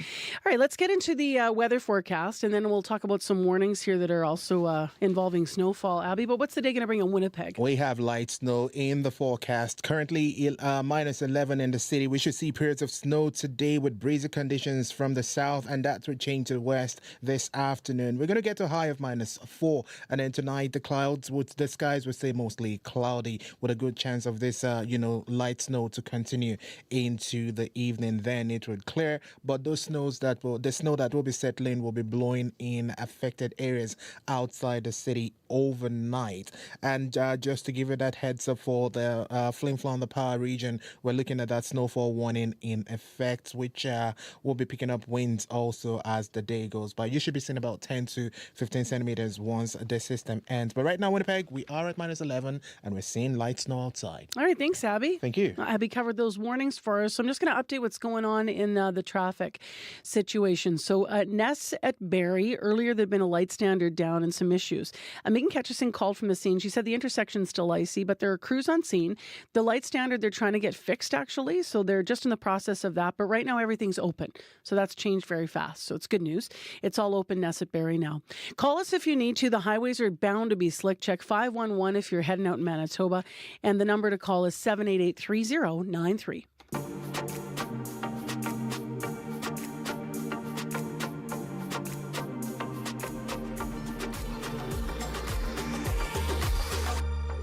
Well, as I mentioned, we have a special first guest in studio. It is that time of year again. The snow is here. The holiday lights are twinkling along Portage Ave.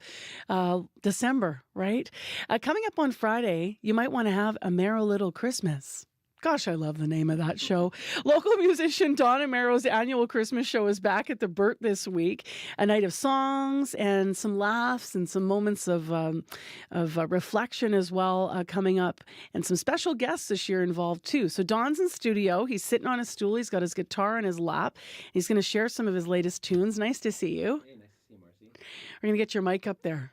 Oh, yep. There you are. Yeah. Bonjour. Yeah. Hello. Yeah. As I said to you off mic, if I start talking to you, we'll run out of time for music. So I'm going to zip my mouth. I'm going to let you play and then we'll have a chat. What are you going to play? Okay. So this is a brand new song. The video for this one comes out just today. It just came out this morning. It's called What Were You Thinking? And it's honestly a warning. It's the heavy song. It's the heaviest song I've ever written, probably. It comes out of a season of grief in my life. I lost my brother-in-law 5 years ago. He left behind his 3 little girls and his wife. And I remember one day not long ago, I was out walking in the park with my little one and his little one. This is about a year after he had passed. And I looked over at her while we were playing at the park, and I just saw tears in her eyes. And she said, "I don't have a dad." And it just, gutted me, as you can imagine.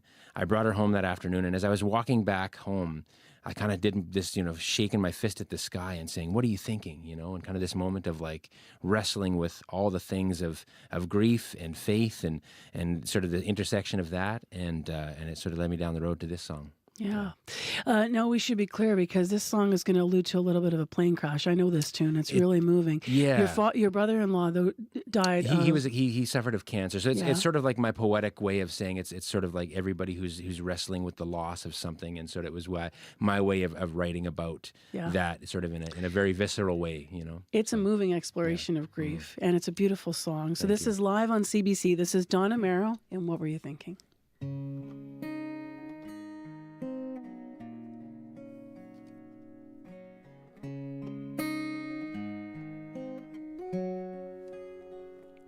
What were you thinking when you put those stars up in the sky? A perfect backdrop for a perfect night. What were you thinking when you made the ocean meet the sand? I remember that beach where I first held her hand. What were you thinking? What were you thinking?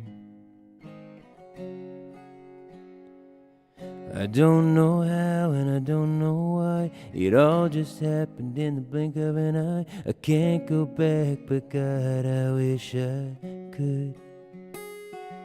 I'd stop that plane from leaving town. I wished you would have warned me it was going down. But here I am, I'm just saying. What were you thinking when you moved the earth and your hands made her? Did you know her fate and how much I'd hurt? What were you thinking when I held her close and we said goodbye? Did you know it then? It was our last time. I don't know how and I don't know why. It all just happened in the blink of an eye. I can't go back, but God, I wish I could. I'd stop that plane from leaving town. I wished you would have warned me it was going down. But here I am, I'm just saying. You move the mountains, you move the stars. Why couldn't you just move here and save my heart? What were you thinking? What were you thinking?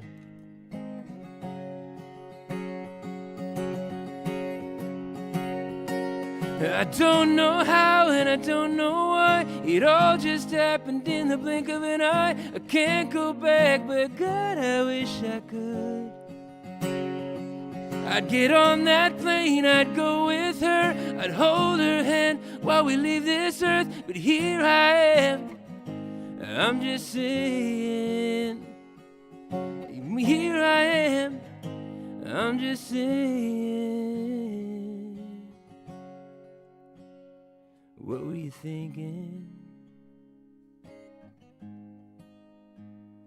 What were you thinking? I don't know how you don't weep in the middle of a tune like that. That was beautiful, It's hard Don. not to on that one, yeah. Yeah, right. Don Amaro singing live in studio. What were you thinking? That video for that drops today. You shot it in BC. What happens in the video? Like, what's the story of the video? Yeah, well, because I was on tour, we were in BC, and you know, I always try to maximize my time away from home because my time at home is so precious. With my three little ones who are listening right now, Oscar, Stella, and Elliot at home. Good morning. Hello, everybody. How old are they? So Oscar's 13, Yeah. Stella's 9, and Elliot's 5. God, I've known you so long. Oscar's 13. Yeah, it's crazy, What? eh? Yeah, he's 13, and Beautiful. and he's an awesome kid. He's pretty helpful too. He helps me out on with some of the gear and stuff like that, and a great roadie. I love that. I love that. Working them. Mhm. Don's going to sing again, by the way. Don Amaro's annual Christmas show, Amaro Little Christmas, coming up this week. We have tickets to give away. We'll get into that after. But you have special guests this year at the show, right? I do. I've got the one and only Katie St. Germain, just fresh off of a couple of wins at the Manitoba Country Music Awards, and Emma Peterson as well. Very cool. What's it been like being out on the road? What's you're talking about being in BC playing, and what's it been like? Yeah, it's been awesome to get back out there and do our thing. There obviously, it seems like the pandemic comes up still every day. We talk about sort of that time, the blip, and for us, it's been nice to be able to get back on the road. But again, family man, it's hard to be gone, hard to be away from home, and juggling that, and leaving my wife at home with the 3 kids is always a challenge because it's 3 kids and she's far outnumbered when I'm gone. So it's great to be back out there playing again, and sharing the stuff that I love.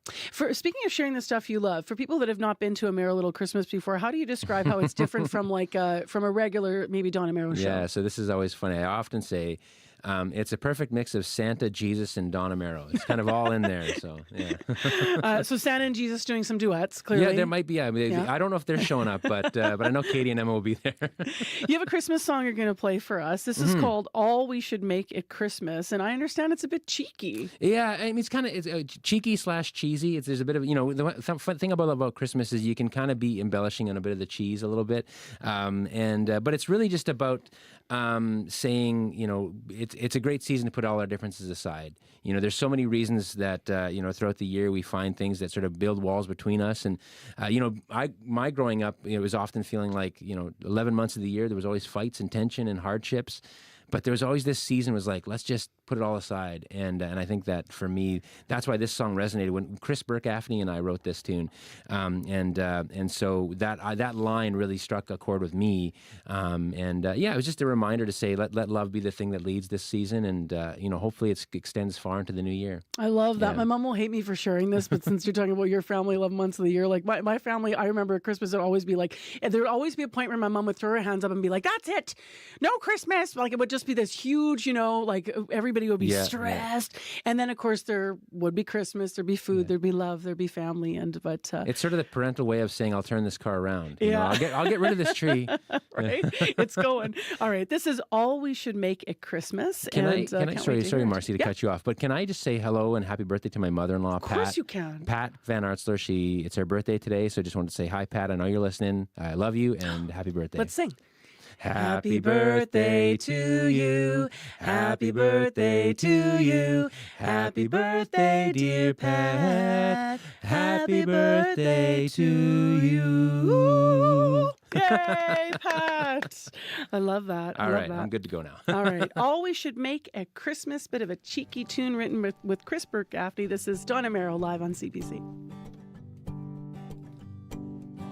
Christmas is coming. Let's make it something a little different than every other day. A time for giving, a time for living, a time to put all our differences away. So don't go making trouble, don't you make a fuss. Don't make things so difficult, not today, because all we should make at Christmas time is love, love, love. All we should make at Christmas time is love, love, love. Oh, I remember childhood Decembers when everything was as perfect as can be. No one was fighting, everyone delighting. At least that's how it replays now in my memories. So don't go making trouble, don't you make a fuss. Don't make things so difficult, not today, because today we should be wishing for peace on earth, Today we should be kissing under the mistletoe. All we should make at Christmas time is love, love, love. All we should make at Christmas time is love, love, love. Bad times come and go, yeah, we've made a few mistakes. When Christmas comes around, remember love is all it takes. All we should make at Christmas time is love, love, love. All we should make at Christmas time is love, love, love, love, love. I appreciate you, Dawn Amaro. Have an awesome time at Amaro Little Christmas this weekend. We're going to give away tickets in a moment, and we look forward to you and a new album, which I understand could be coming out in February. Is that right? Right around the corner, yeah. Awesome. February 28th. Merry Christmas. Thanks, Marcy. Happy Always appreciate holidays. the visits here. Thanks. Yeah, I appreciate you coming in. Dawn Amaro live on CBC, of course, a musician from here in Winnipeg. You can check out the annual holiday show, Amaro Little Christmas, Friday at the Burton Cummings Theatre. You can get tickets at Ticketmaster. Here's how you're going to win tickets here. I think this will be in the spirit. I think Dawn will like this. So we're going to ask you to share a funny family memory. Let's keep that spirit alive. All you should think about at Christmas time is love. So it could be lovely, could be funny. I want to hear those stories in the listener line. We'll give away a pair of tickets to the show. 788-3205. 788-3205. By the end of the show, we'll tell you who has won, but get those calls coming and we'll get them on the air. It is at 7:26, as I mentioned. It's time to move on to busy times in hockey on a number of fronts. We got to talk sports with Scott Regehr. Hello. Well, hey there, Marcy. So let's talk hockey. What do you know? Jets back at home tonight for a single game against divisional rival St. Louis. After starting the season off very hot, the Jets have cooled off a bit. They're actually below 500 over their past 10 games. Of note tonight, Marcy, this could be a preview of the Four Nations Cup tournament coming up in February when it comes to the starting goalies. Connor Hellebuck for the U.S., and it's believed the Blues' Jordan Binnington could have the same job with Team Canada. Meanwhile, in the NHL last night, one Canadian team played and won, that being the Maple Leafs over Chicago, although it wasn't all smooth sailing for Toronto. Seems coach Craig Berube submitted an inaccurate starting lineup. Minton was starting, but then I came out and I heard Austin Matthews get announced, so I was like, what? Because it's on the computer, so these computers screw everything up. That's why we used to write them out, on a paper. I'd rather do that. I always have time for a fellow troglodyte, Craig Berube there. Also in hockey, a couple of Manitoban connections on the World Junior Camp roster. Jets prospect Braden Yeager, along with Carberry's Carson Bjarnson, a goalie with the Brandon Wheat Kings, both named to the camp yesterday. It's also the start of the ski season, so what's making headlines on the slopes? A crash involving Michaela Schifrin over the weekend, Marcy. She was trying to become the first alpine skier to reach 100 World Cup wins when she wiped out during a race in Vermont. Schifrin suffered a deep puncture to her abdomen, but given this video she posted on social media, it does appear she escaped any other significant injuries. Hi guys, not really too much cause for concern at this point. I just can't move. I have a pretty good abrasion and something stabbed me, and so I just can't move. I am so sorry to scare everybody, and it looks like all scans so far are clear, so thank you for the support. No timeline for the American star's return, Marcy, but you wonder how much worse this might have been had Schifrin not been wearing an airbag. The special vests have just been made mandatory in the downhill and Super G, skiing's most dangerous disciplines. Now, not all competitors are thrilled with this new equipment. Canadian downhiller Brody Seeger says the vest should not be mandatory. He points out that officials aren't even checking to see whether every athlete is wearing one. So you can read more on this controversy up on our website this morning. Finally, before you go, a really big game for Canada's women's soccer team today, actually. Yeah, the final game of this Annus Horribilis. Canada takes on South Korea in a friendly match that'll be played in Spain.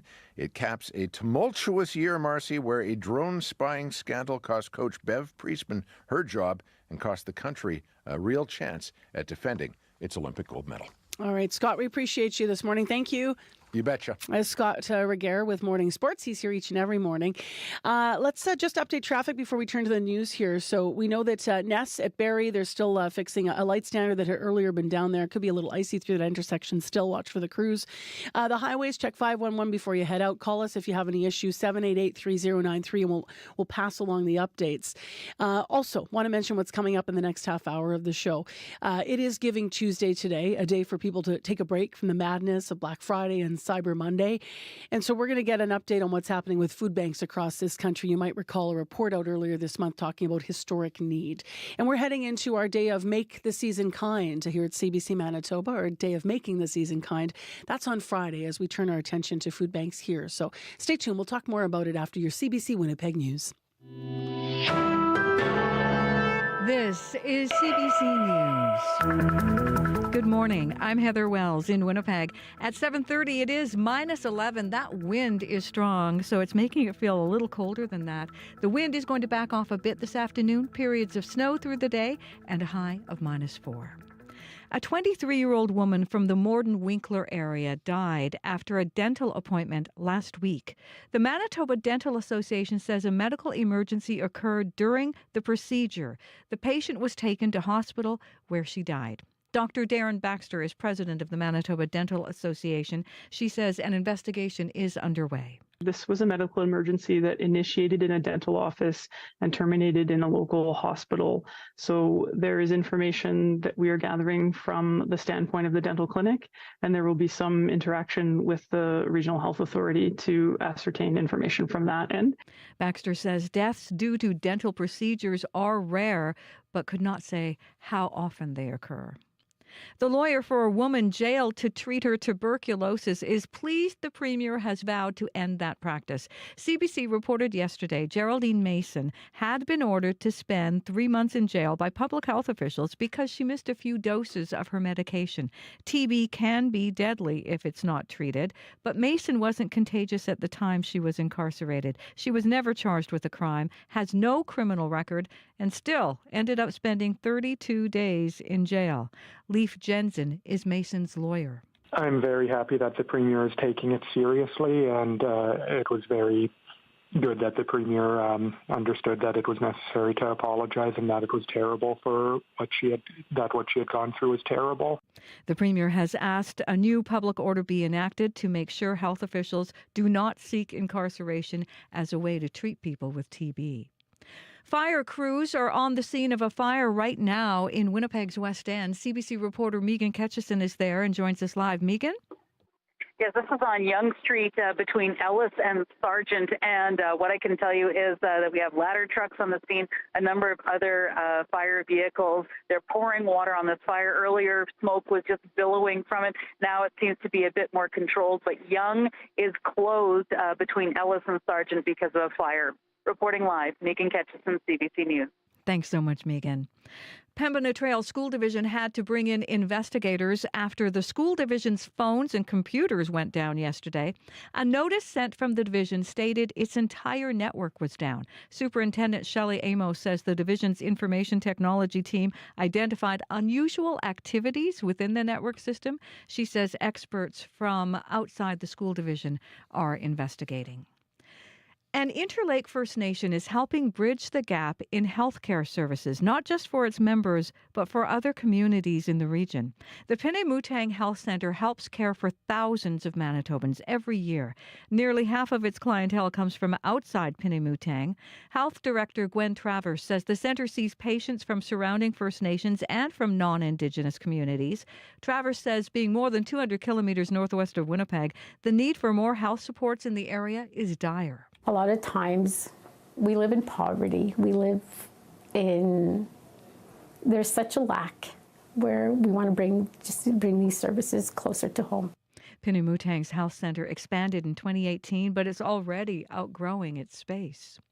The head of a language program for skilled newcomers says cuts in federal funding are devastating. The Enhanced English Skills for Employment is going to lose its federal funding in February. That program's head says they teach high-level English skills to doctors, accountants, and IT specialists. Louise Giesbrecht says one student who is a trained doctor but is working in retail was shocked. She cried. She put her head down and wept. What we offer here is really unique, even in language schools, because when you are a higher level learner, when your education is high, you learn very, very quickly. Giesbrecht says 1,000 students take that 10-week course every year. They have a wait list of 500. She says it is the only program of its kind in Winnipeg. The head of the Winnipeg Chamber of Commerce is weighing in on an audit of a national pandemic loan program. The federal auditor's report says the Canada Emergency Business Account, or CEBA, lacked oversight. The report found about 9% of recipients who received a loan weren't eligible. Winnipeg Chamber President and CEO Lauren Remillard says businesses that applied did so with good intentions. In every instance that I know where that has happened, that company did pay back the loans. So we need to be very mindful of just because 9% were deemed ineligible does not mean that was willful attempts to defraud. Remillard says pandemic-era programming was developed quickly to help Canadians. He says the government now needs to learn from that experience. You can find more Manitoba news updated throughout the day. All you have to do is head to cbc.ca/Manitoba. All right. Thank you, Heather. You're welcome.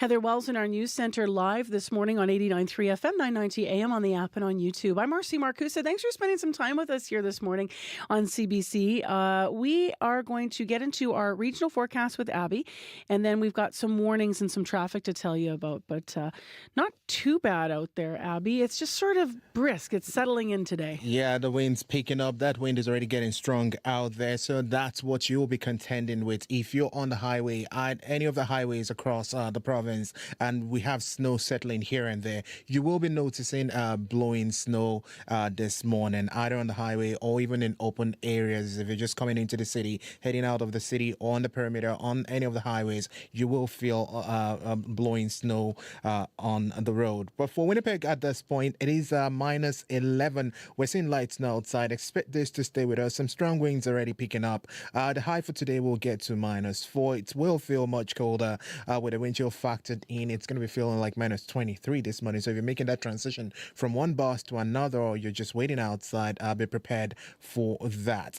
Brandon is sitting at minus 10 at this point. We're seeing light and drifting snow in that region, and this is being felt in most parts of western Manitoba also, so you need to prepare for that accordingly. And once the system goes through, you will see a mix of sun and clouds, and your high will drop to about minus 1, turning breezy later still. In the south central region, Morden is sitting at minus 9, mainly cloudy conditions you're seeing. We do have a slight chance of flurries in the forecast and a high of minus 3. Dauphin is at minus 7 with cloudy conditions at this time. The Parkland region will see snow this morning, turning to snow, sun and cloud as you get to the midday period, and we'll get to a high of minus 2. Gimli, minus 12 and cloudy. Snow is expected today. You should see about 5 centimeters. It will be breezy and a high of minus 4. The wind chill will make it feel like minus 23. The Power and Flin Flon, we're looking at temperatures around minus 12 with light snow. And do remember, we still have that snowfall warning in effect. We're looking at about 2 to 4 centimeters for the Power and Flin Flon. And then we'll see high of minus 9. Thompson and Churchill, temperatures hovering near minus 3 at this time. Thompson seeing snow falling, and Churchill is having ice crystals. We're going to see this wind chill in the range of minus 34 for both region. So we do have that risk of frostbite in play for that region. So prepare accordingly. But for Winnipeg, we are seeing light snow at this time. Breezy conditions expected, and we'll get to a high of minus 4. Right now, we're at minus 11. All right. Thanks, Abby. Thank you. Just to reiterate some of the snowfall warnings here. So the snowfall warning for Bessette Barons, Poplar River, Little Grand, 15 to 25 centimeters. Grand Rapids and Easterville, 10 to 15 centimeters. In the Paul Wanless Westray, about 10 to 15 centimeters. Remember, if you're on the lakes, you could see even more snow. 10 to 20 is possible. So you likely know this. That means if you're driving in the areas, you're going to check 511 before you're heading out on the highways. Just make sure everything's okay. In the city of Winnipeg, we had an earlier issue at Ness and Barrie. It still could be icy through the intersection, but we understand they were in the process of and may already have just fixed the light standard that had been knocked down by an earlier collision. So that's Ness and Barrie. Other than that, please update us at 788-3093 if you do spot any issues in traffic. Well, one of the things that you've been updating us on is Giving Tuesday. I asked online, what's the most rewarding moment of giving or receiving from your life? And Squirrely Q wrote into us and said, I grew up in intense poverty, and I try to give the way folks gave to my family in the 80s and 90s.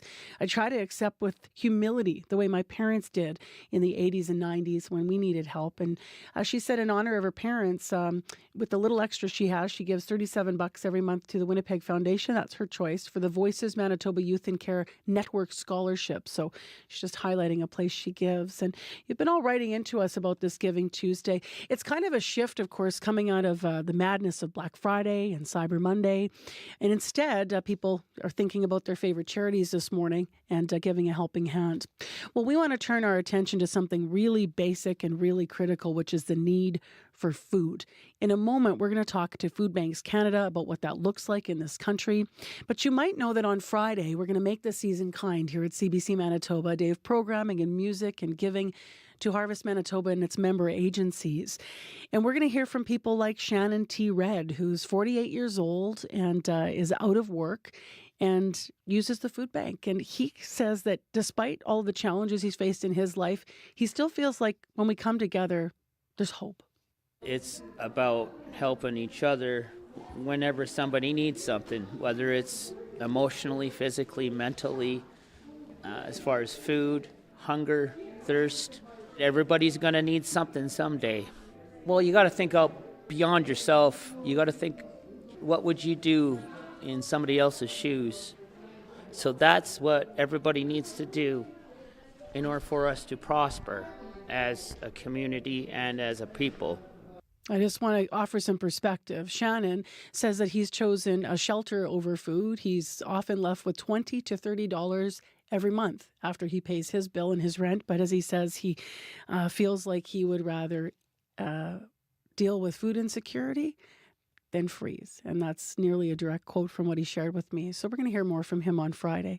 This morning, as I mentioned, we're going to widen out and look at what it's like for food banks across the country. Erin Farley-Renecki is with us with Food Banks Canada, and she's with us via Zoom from Toronto. Good morning to you. Good morning. How are you this morning? I'm doing well, but obviously, food banks across the country are not. Tell us about this year. I understand the usage has been historic. Yeah, we crossed a threshold we never thought we'd see, which is more than 2 million visits in a month. And in Manitoba, we're looking at a 60% increase, almost 60% increase from 2021. And nationally, it's up 90% from 2019. So we're really looking at a challenging situation from coast to coast to coast. What's driving this? So it's a number of things, but essentially wages and supports haven't kept up with the cost of living. We all walk into a grocery store and kind of balk at the price of some things, and we make a choice and we say, okay, well, maybe we're not getting grapes today, kids. But for others, it's now a choice between, like you said off the top, it's a choice between whether or not you can pay your rent, which has skyrocketed, or feed your family. And so people are having to, make that really difficult decision and turn to their local food bank. We've also been doing some interviews, Erin, about the struggle for charities as well, because people, even if they might want to give, they may really just not have it this year. What other ways can people support your efforts at Food Banks Canada if they don't have money to give? So the first thing anybody can do is, they can go to the Food Banks Canada website and find their local food bank and pick up the phone and call and ask, because there are all sorts of, food banks are powered by volunteers. So if you have a little bit of time to give, your local food bank would love to hear from you. Beyond that, we all have a voice. And that's the one thing that we're asking, all of us to give this year, which is your voice. And so you can go to the Food Banks Canada website, you can sign our petition to government, or you can spend a couple of minutes and write a letter to your local officials, your elected officials, to let them know that, we don't want to live in a country where there are, 700,000 visits made to food banks by children each month.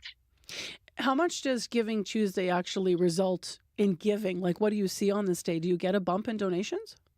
Yeah, we absolutely do. It's a really great chance. I like to think of it as that sort of pause before, you're sort of in between the chaos. So if you're somebody that took advantage of Black Friday and Cyber Monday, you take a moment, and you think about the people in your community that perhaps aren't necessarily going to be taking advantage of those great deals, and aren't maybe going to be able to have the type of holiday season that you are.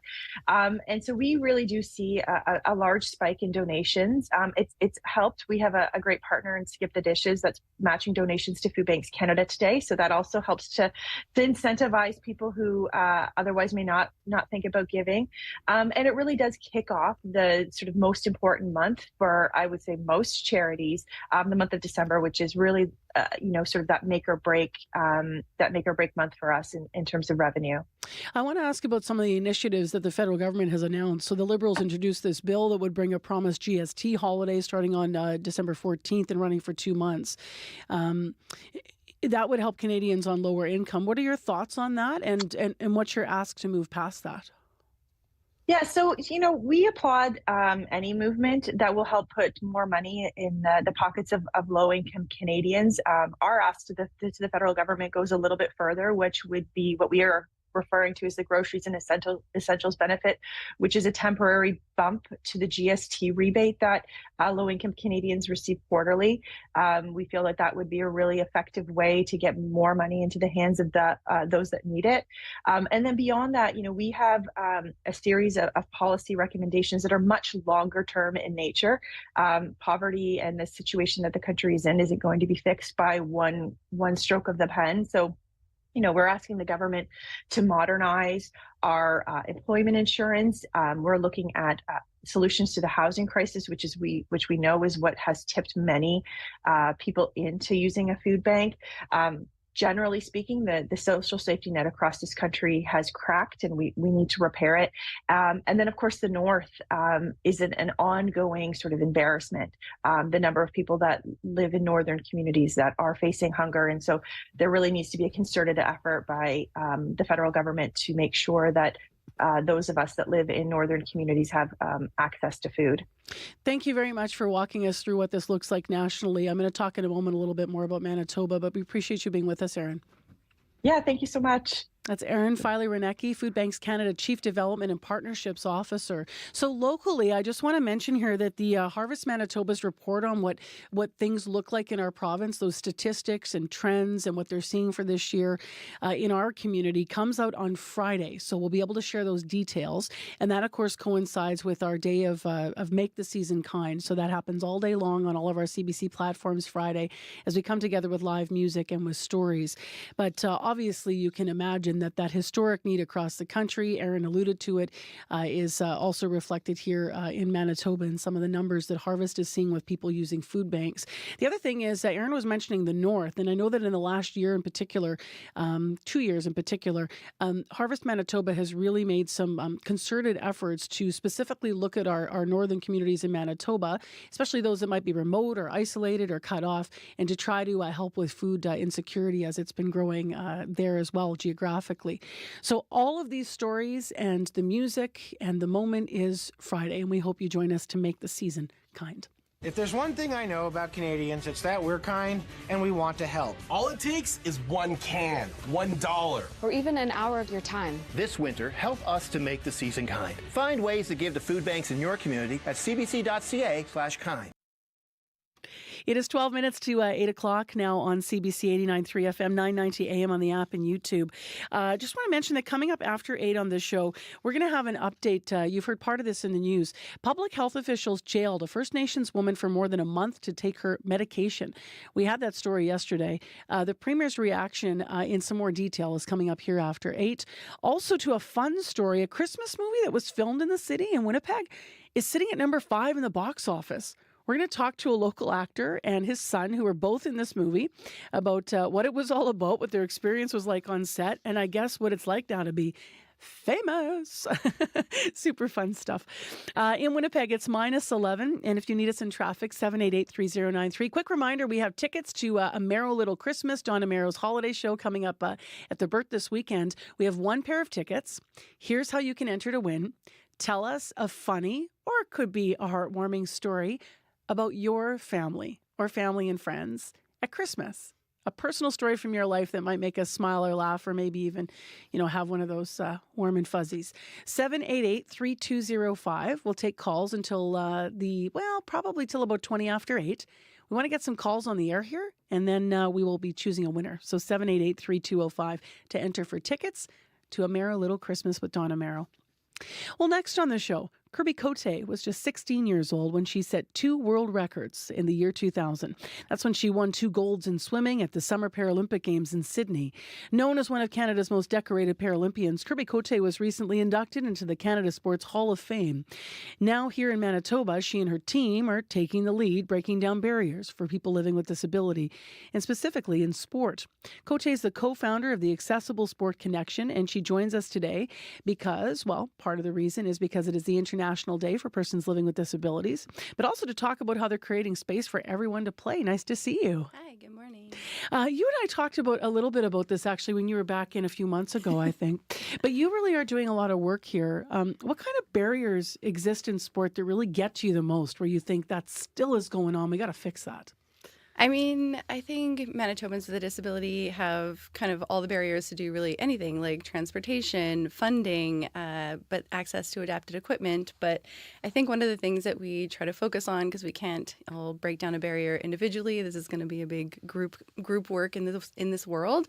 But we like to try to inspire people to try something new, and that is also really difficult and really scary. But I think that's the barrier we almost work on the most as an organization, is inspiring people with disabilities to be curious and see themselves trying a new sport or recreation activity. What's the reaction when you're trying to get people to do this? How do you convince them? How do you encourage them, to step forward and do this? Yeah, I always call it like choosing your own adventure, kind of like those little books we used to read when we were younger, but I guess maybe way less morbid.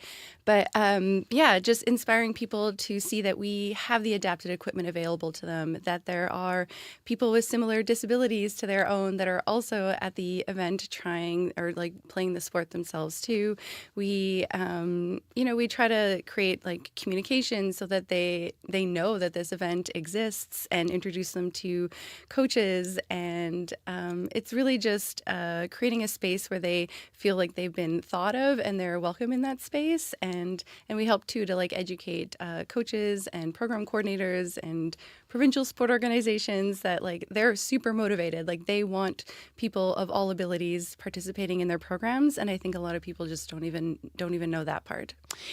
You're obviously talking all of this is under your work as the co-creator of the Accessible Sport Connection.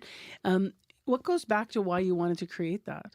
Yeah, I mean, if I look back at all of my accomplishments as an athlete, like I know I'm kind of a unique individual. Not everybody wants to be an elite level athlete, whether you're a person with a disability or not. But I did gain a lot of skills by being an elite level athlete. I've always been like very driven and very passionate person. And a lot of my accomplishments were because of the community that supported me. So for me, this is an opportunity to give back and give back in a meaningful way. I'm not looking to make Paralympic athletes. That's not what I'm hearing my community wants. They want to just show up with their friends and family and be physically active. So that is my goal. What's the impact on someone who finds a sport that works for them? Yeah, I mean, this is International Day of Persons with a Disability, and I actually don't even know what the actual acronym is. I think that's it. And yep, you got it. Yeah, thank you. I think, sorry, can you repeat the question? I'm wondering what the impact is on someone that, especially on someone that's never sort of participated in sport and all of a sudden they're moving their body in this way, but particularly for someone living with a disability. Yeah, I think there is like a culture of disability, and I think whether you're a person with a disability, I think you're in the community. If you're an educator, are you a healthcare provider, are you a friend or family member of that person with a disability? And like I said earlier, that culture is a lot of curiosity, a lot of creativity. I joke about safety third. There's just like a lot of ways where you can move your body that is meaningful to you as a person. And I think sometimes society has these like rules where you feel really shameful or guilty about the way that you move your body. But sport has always been a nice, safe space where you can figure out what works for you. And like creativity and curiosity is cared for in those spaces. And so like I think it's a really safe space for a person with a disability to move in a way that's meaningful to them. But they also can connect with other people with disabilities, and then you get the conversations about like how did you figure out how to transfer from the floor to your wheelchair, or like how did you figure out how to make a meal, you know what I mean, if you're completely blind and you meet another blind person and they have tips and tricks. And so we are a very caring community, and we do share a lot of our lived experience with each other. So when we talk about hiring people with disabilities and bringing them into your workplace when you've got plans, and we say lived experience, like that's what we're talking about. We have a lot to share, and we're really open about it. What do you mean, Kirby, when you say that there's like a societal sort of shame around how bodies move? Yeah, I mean, there's kind of these like default norms that exist in this world, and everyone lives with them, whether you're a person with a disability or not. There's like beauty standards or like clothing, or, an old one that maybe is like out the window now, but like, like tattoos, like something like that used to have just these like societal norms where like, you're judged by the way you looked or the way that you move. And I am not the person that can talk about the history necessarily of disability very well. But, there was a history where, we were kind of stuck away in our homes. And so, we're hopefully really leaning out of that pretty far these days. And I think it's really important to know that Manitoba is, we're kind of the cradle of disability advocacy here in Canada. I come from a very long lineage of disability advocates that have done way more than I have over the years.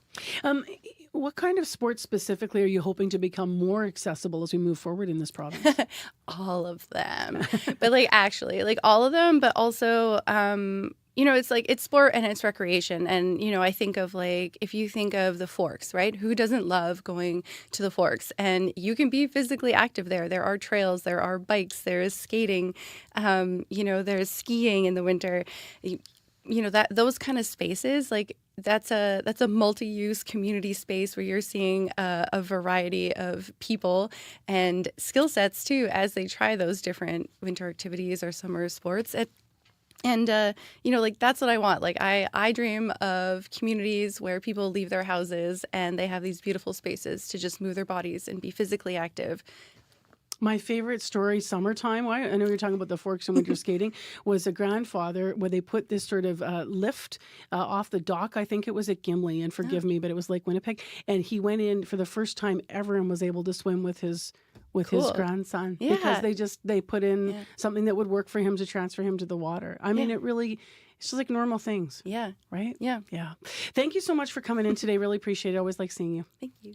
That's a Paralympian Kirby Cote speaking with us about the International Day for Persons Living with Disabilities. Kirby's the Executive Director of Accessible Sport Connection Manitoba.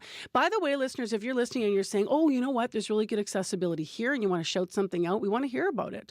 788-3205. It's the same listener line for everything. I know I give it a lot in the morning. Let's talk to Heather Wells now. She's got your headlines. Good morning. Well, the lawyer for a woman jailed to treat her tuberculosis is pleased the Premier is vowing to end that practice.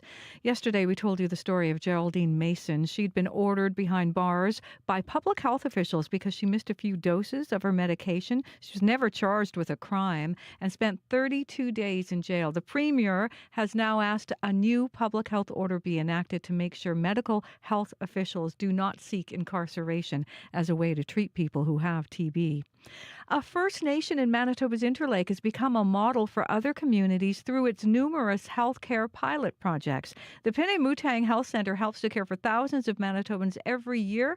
We're going to hear what it's doing in our next local news at 8:30. All right. Thank you, Heather. You're welcome. Let's get into some snowfall warnings here. 15 to 25 for Victoria Beach, Little Grand, Poplar River. 10 to 15 for Grand Rapids and Easterville, and for Flin Flon and the Paw, 10 to 15 as well. So those warnings in place. Could be icy out there. Take it easy. It's minus 11 right now. The city of Winnipeg today is going to get to a high of minus 4. Coming up on the program after 8, as I mentioned, a Christmas movie filmed in Winnipeg, sitting at number 5 at the box office. We're going to talk to a local actor who was in it, about the impact it's had on him and his son and the entertainment scene in Winnipeg. Stay tuned.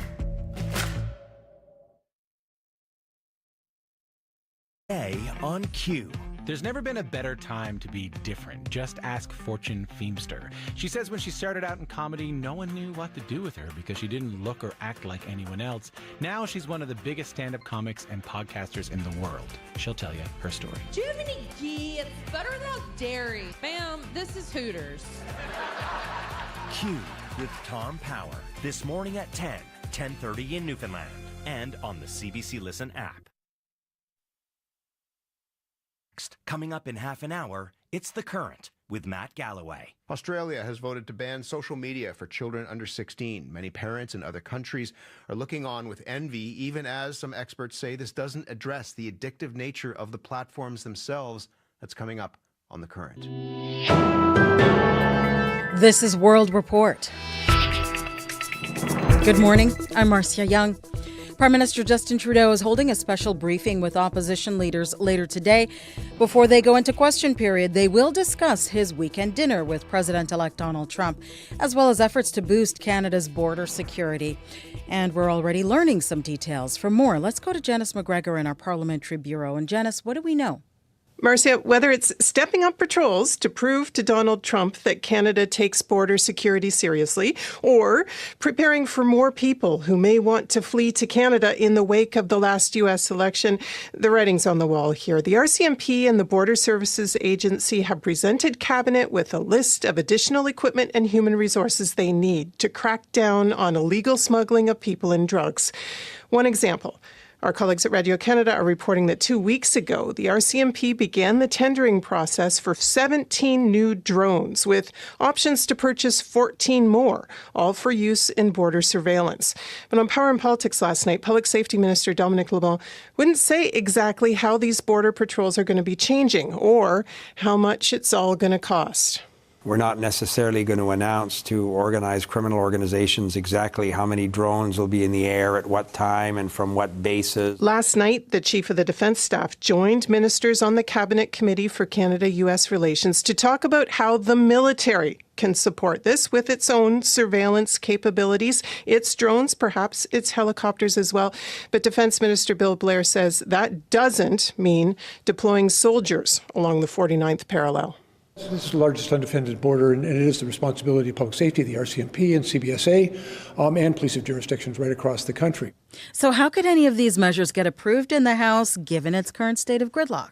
Well, on Sunday, opposition leader Pierre Poilievre laid out what he said a future Conservative government would do to secure the border. And while Conservatives aren't willing to let the House return to regular government business, he did offer what he called accommodations to pass a border plan. So, ball's in the government's court now to finalize a proposal and introduce it in the dwindling days that remain before this holiday recess. Thank you, Janice. You're welcome. The CBC's Janice McGregor in Ottawa. U.S. Secretary of State Antony Blinken is in Brussels today for what will likely be his last high-level NATO meeting. Blinken is trying to shore up support for Ukraine as Donald Trump prepares to re-enter the Oval Office. The president-elect has said numerous times that he plans to pull back U.S. support for Ukraine. The CBC's Richard Madden is in Washington with more. And Richard, what can you tell us about today's NATO meeting? Yeah, well, the State Department says Secretary Blinken, along with his NATO allies, will discuss ways to put Ukraine in the best possible position to broker some sort of settlement with Moscow. And there's an added sense of urgency amid reports that Russian forces are making gains in the region and helped by North Korean troops. Now, U.S. officials say Blinken will prioritize efforts to bolster security with Ukraine and look to deepen cooperation with other NATO partners. This meeting, as you noted, will likely be Secretary Blinken's last before the Biden administration leaves office. By contrast, incoming President Donald Trump has voiced skepticism of the NATO alliance and has been critical of funding to Ukraine. That's why NATO Secretary General Mark Rutte is calling on all members of the alliance to step up. We will all need to do more, especially now. The stronger our military support to Ukraine is now, the stronger their hand will be at the negotiating table. And the sooner we can end Russian aggression once and for all in Ukraine. NATO officials warned Ukraine is entering another crucial winter, and Russia's aggression is showing no signs of slowing down. President Joe Biden is also making some moves when it comes to Ukraine. Yeah, he sure is. The White House announcing another $725 million security package for Ukraine. It was announced late last night. It includes more landmines, troves of artillery rounds, rockets, and what's being described as other critical capabilities, and it'll be delivered between now and mid-January.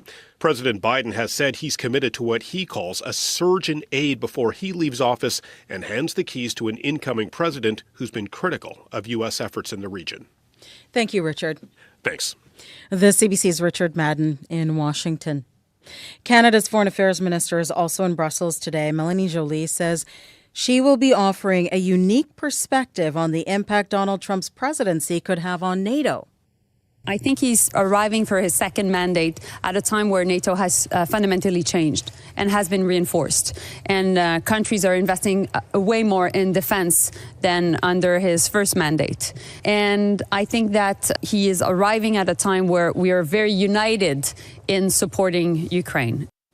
Joly says she also plans to stress the link between the war in Ukraine and insecurity in the Indo-Pacific. She says China and North Korea are enabling and supporting Russia's war. She says Canada needs to underscore the true competition China is involved in and the security threats linked to that region of the world. A Vietnamese real estate tycoon has to raise billions of dollars to avoid a death sentence. Trong My Lan was convicted in April of embezzling $12 billion. Today, she lost her appeal. That means the only way to save her life is to pay back 75% of the funds she fraudulently obtained. Israel and Hezbollah are accusing each other of violating a ceasefire. It has been just under a week since they agreed to the truce, but there have been strikes on both sides of the border. Both Israel and Hezbollah say they are firing in self-defense. The CBC's Tom Perry has more from Jerusalem. As the cleanup continues in Lebanon, the peace that has allowed Lebanese civilians to return to their shattered homes is itself looking shaky.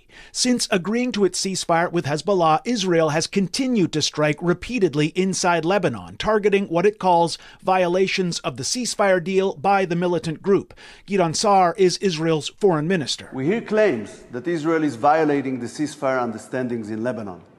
On the contrary, Israel is enforcing them in response to Hezbollah's violations, which demand immediate action. Sa'ar says Israel has identified Hezbollah fighters moving weapons and operating south of the Litani River after agreeing to pull its forces north of that line. But Hezbollah says it's Israel that's breaking the deal. Yesterday, for the first time since the agreement was struck, the group lobbed 2 mortars that landed in an open area, causing no injuries.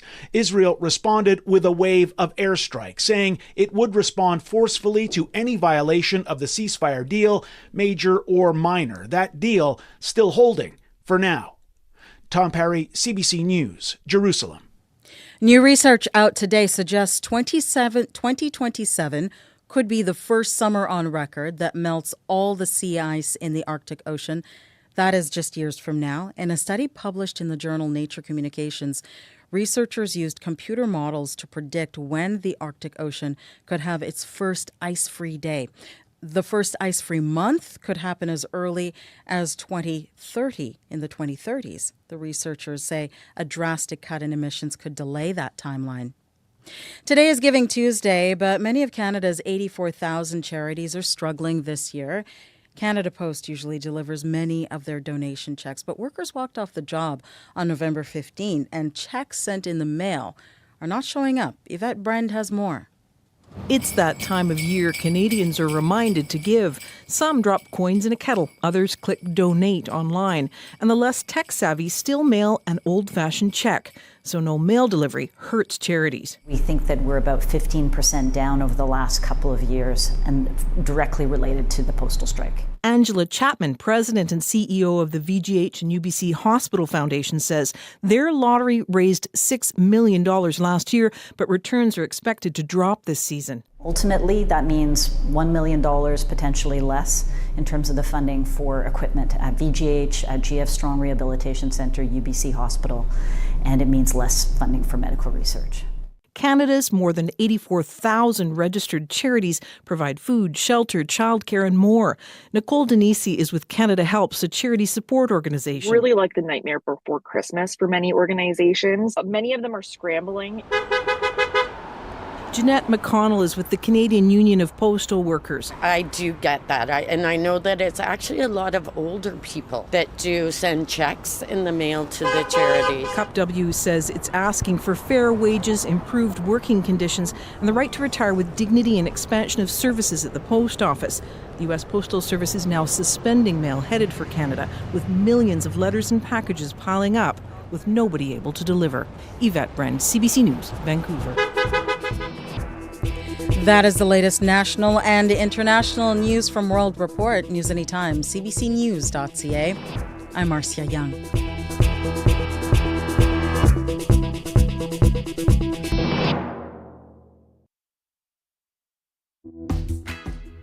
Well, good morning, Manitoba, and welcome to Tuesday morning.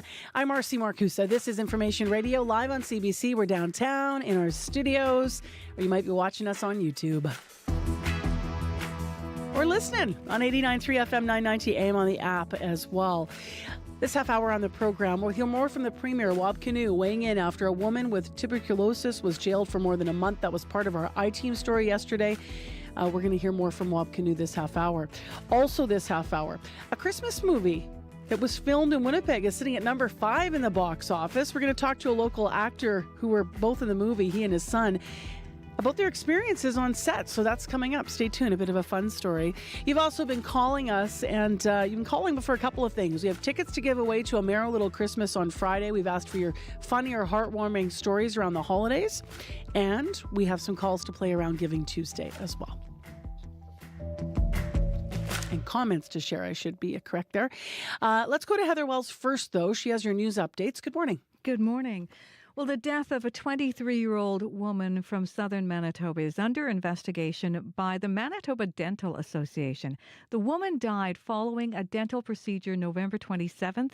The association's president says medical responders were called. The patient died in hospital. The patient lived in the Morden-Winkler area, and there is no word what sort of procedure the patient underwent or whether she was under anesthesia. The head of a language program for skilled newcomers says cuts in federal funding are devastating. The Enhanced English Skills for Employment is going to lose federal funding in February. That program's head says they teach high-level English skills to doctors, accountants, and IT specialists.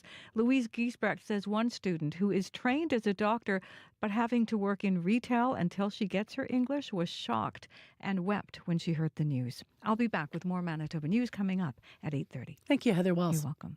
Abby is here now with a look at our Winnipeg forecast. Blowing snow likely in open areas, especially in western Manitoba. Currently, Winnipeg, we are at -10. Light snow falling outside at this moment. We should see this period of light snow throughout the day. The winds will be breezy, shifting from the south to the west by the afternoon period. The high for today will reach -4. With the wind chill, it's going to make it feel closer to -23 this morning. As mentioned, we're seeing that breezy conditions in the western part of the region. The Power and Flin Flon, we have that snowfall warning in effect, and we're looking at, for the region, total amounts expected about 10 to 15 centimeters before the snow ends. And then tonight you see some cloudy conditions. But for Winnipeg and surrounding areas, we're just going to be having this light snow and breezy conditions today, making it more like a wintry day ahead. It really is out there. You can feel it. Check 511 if you're heading onto the highways, by the way, because of the weather conditions, just to be safe. And everything in the city has been restored where we had earlier problems. The traffic line is 788-3093. Now, I promised some talk about giving on this Giving Tuesday. So let's get into that. We asked what's the most rewarding moment of giving or receiving in your life. Hi, my name is Cindy Jones, and I'm phoning up about a kindness at Christmas.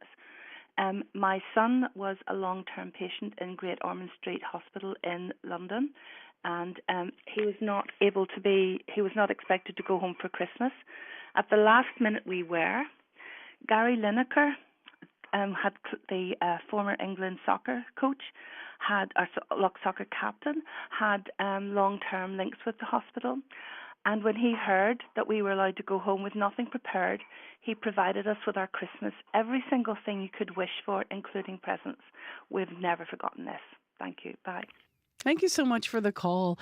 Some other people writing to us on Facebook with rewarding moments of giving or receiving. Julie Kentner wrote in, I set up a memorial fund, she writes, in memory of a good friend in high school who passed too soon.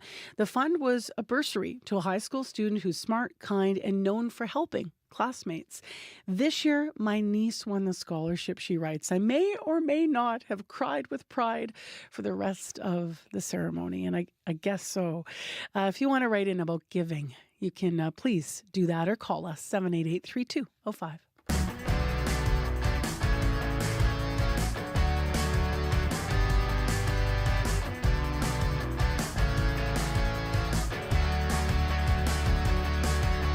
Well, we just want to expand on a story that you may have heard in the news, and it's a response to an I-Team investigation and a story we had here on our airwaves right around this time yesterday. As you may have heard, a God's Lake First Nation woman is free after more than a month in jail. 36-year-old Geraldine Mason has never been in trouble with the law. She does have tuberculosis. Now, Mason, who lives in God's Lake, says she would sometimes miss doses of her medication. When she came to Winnipeg in late October, she was taken into custody by police. She, at one point, was strip searched, actually 4 times, is what the I-Team found. She was put in jail, and that was where health officials could observe her taking her pills. At one point, to move her from place to place, they shackled her. She was supposed to stay there 3 months. She was released after her lawyer petitioned the courts. Now, Premier Wab Kinew responded to the story. He spoke to reporters about what happened to her. Yeah, it's terrible. I say sorry. I read the story this morning. I reached out to the 2 most senior people in the government, and I said, get me an order ensuring that nobody is ever jailed for having tuberculosis again. I haven't had a chance to speak to him directly, but I understand that Dr. Roussin is going to sign a public health order to that effect today. Sorry, can you just elaborate on what that looks like, how that will come to be, how you create that order? That's pretty much what it is. There's a public health order that will say that public health officials are not going to seek incarceration as part of a way to treat people who have tuberculosis. Or in a situation like this, I think, that's just not the right way to do it. And I think anyone reading that story would probably feel the same way. And do you have any, are you going to apologize to Miss Mason? Yeah, I can apologize to her if I get a chance to speak to her directly. I haven't, I've been at the Prairie Green landfill site all morning, so I haven't had a chance to follow up too much on this, but I did basically say, we're not doing this again. Give me the paperwork to back it up. Did you get any explanation of why this happened? Was it because there were a shortage of beds, or they couldn't put her in a bed and have police guard outside the door in the hospital? Do you understand? Did you get any explanation of why this happened? No, and I don't understand, which is why I said we're not doing this again. Did you ask Dr. Roussin why a hospital was? I haven't spoken to him directly. Like I said, I've been on the site of Prairie Green since first thing this morning, so this has gone through government channels, if you will. Yeah. Premier Wab Kinew speaking to reporters yesterday in response to the I-Team, CBC Manitoba I-Team story about Geraldine Mason. If you want to read it, cbc.ca/Manitoba.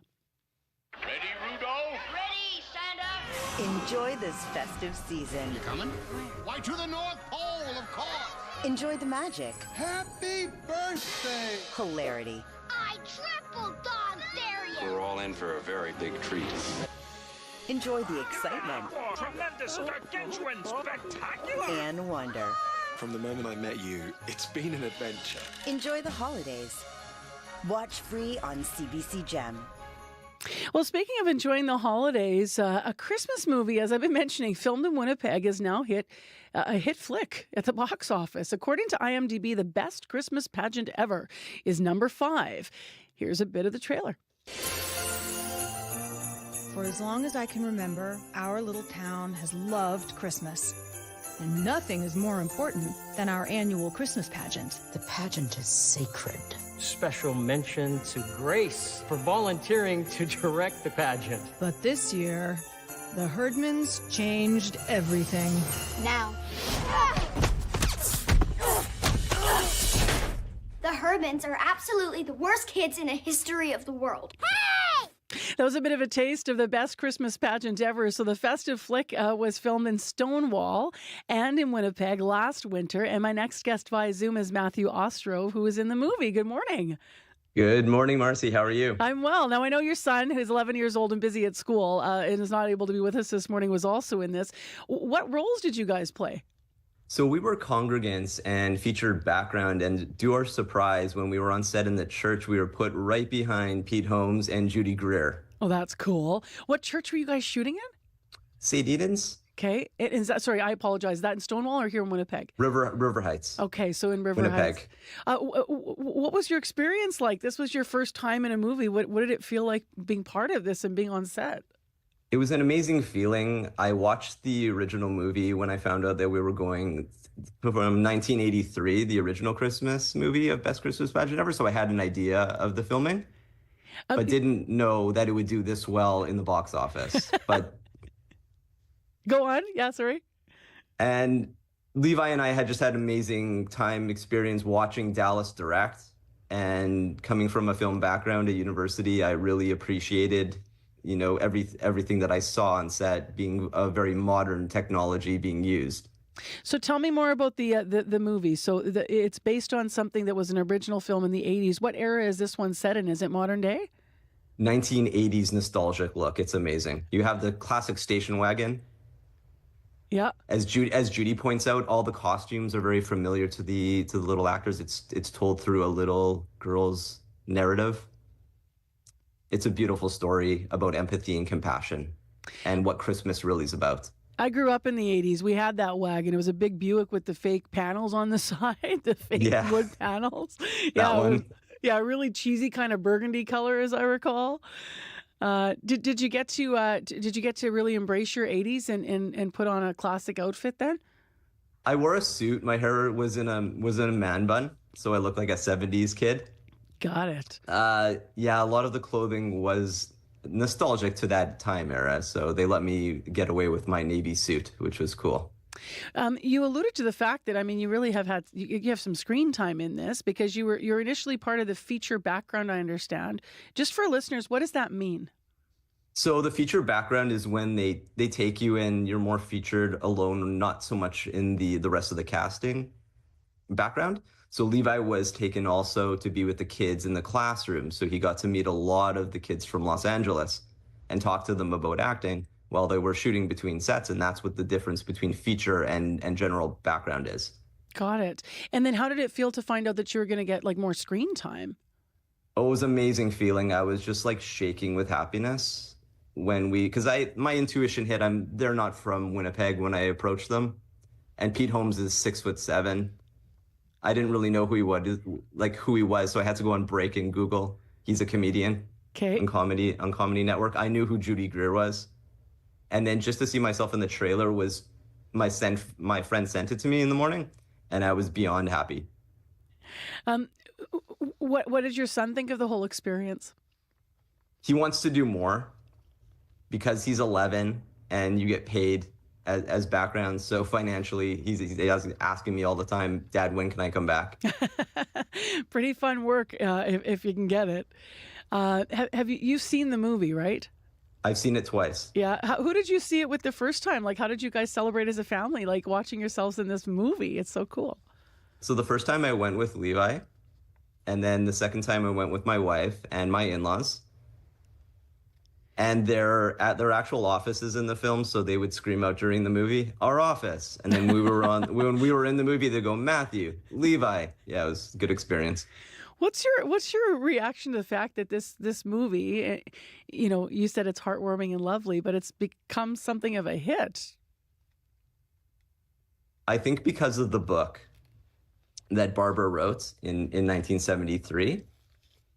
Really set the tread towards Dallas's dream. And we should be proud as Manitobans that this movie has done so well financially, but also in the box office. And I just want to give a shout out to all the crews of Manitoba who worked on this film, because we'd be nothing without our crews. They're the backbones of the film industry. And I met a lot of them on set. And again, we should just be proud that this movie's doing so well for us. And it just, it's a true essence of Christmas. It's not anything else. It's a story of compassion. It's a story of empathy and not giving up on people. And that's the message that it sends. And that's why a lot of people who see it come away with being happy, and they laugh and they cry. That's what the movie means. Finally, if folks are going to see this, Matthew, what scenes should we be? I mean, obviously you said the church. So when you're going to be in the church scene, we're going to have to really be paying attention. But what scenes should we be particularly paying attention to where we can see you and your son? So, yeah, the church scene, when it goes to the reaction when the Herdmans come on stage, it cuts back a few times. It depends which scene it is. I'm clapping in one and very serious in the other. It's whatever the director wanted us to do. Levi is in the background when Judy's reading them the book. It pans to him a few times. You can see him there. And then general silent nights, we're holding candles. Love that. We'll be watching. Thank you very much for being with us this morning, and happy holidays to you. Happy holidays to you and CBC too, and thank you so much for the opportunity. Congrats on this. I'm sure we'll see you in more. Thank you so much. Have a great day. You too. That's Matthew Ostrove. He and his son were in the best Christmas pageant ever. This winter, help us make the season kind by supporting Harvest Manitoba. I'm Vince Barletta, CEO of Harvest Manitoba. All it takes is one can of food, $1, or even 1 hour of your time. Join CBC as we donate a day of programming in support of Harvest Manitoba December 6th. Find ways to give to Harvest Manitoba at cbc.ca/kindmb. 8:25 a.m. the time right now. Light snow and drifting snow. It's -10. Winds are south at 46 kilometers per hour in Winnipeg, so a little bit gusty. Our high today is -4, and with wind chill, it's going to feel more like -23 on exposed skin. So I always like to say, if you're waiting for the bus, you already know this. Earlier in the program, what a treat. Donna Merrow sang some live music for us and gave us a bit of a preview of Friday night at the Burton Cummings Theatre, where A Merrow Little Christmas, his annual holiday concert, is going to be on. We have a pair of tickets. I'm about to announce the winner, but we have a couple calls we're going to play from those of you who called. We asked you to share stories from your own personal lives about the holiday season that were either funny or ones that you remember. Good morning. My name is Melanie Duncan. I just listened to Marcy with Donna Merrow, and one of my favorite childhood memories, especially at Christmas time, only a certain generation will get this, but there was a show called The Gong Show, and what my father would have us do as a family is come up with acts or groups. As children, my mother, my grandmother, my mom's mom, his mother-in-law, we would all sing or dance. My two sisters and I would pretend we were the Supremes, and he would pull out the roaster and gong any of us who couldn't entertain him well enough. So my sisters, my brother, my grandmother, my mom, we just, as a family, just really, one of those were one of the more positive and fun ways we would entertain ourselves during these Winnipeg winters. I can't wait to hear some of the stories. Thank you, Donna Merrow. Great music.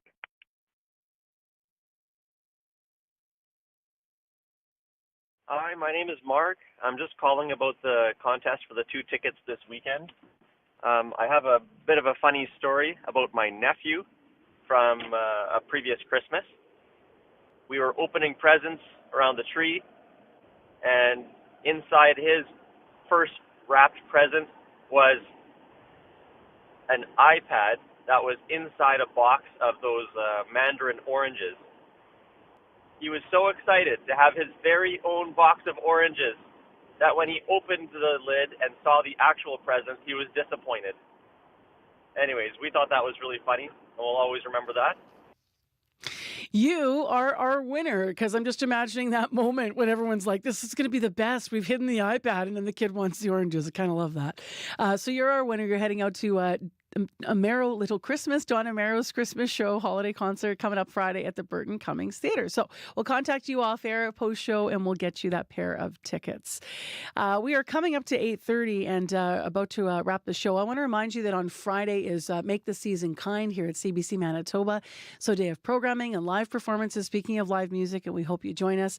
We also are going to have the report that day to share with you about what food bank usage and need looks like in our province. So earlier this morning we had a report from Food Banks Canada, but Friday is when we hear more details about Manitoba. And I was just really reflecting as you've been calling us this morning with those Christmas memories and moments. One year, my husband and I did stockings, and he always takes better care of his skin than I do. So he had all these awesome skin products in my stocking, and I was all excited because I don't know what to pick. So he was like, he got me all these things. So I had this face cream that he gave me. And I'm looking at Abby for this. You're gonna like this one, Abby. So this face cream that he gave me, I was using it when the new year. I was all excited. It was my gift. And I looked amazing. Like my face was like, wow, like this is really awesome. So when I ran out of it, I went back into like the drugstore and I'm like, okay, like I have to get this same stuff.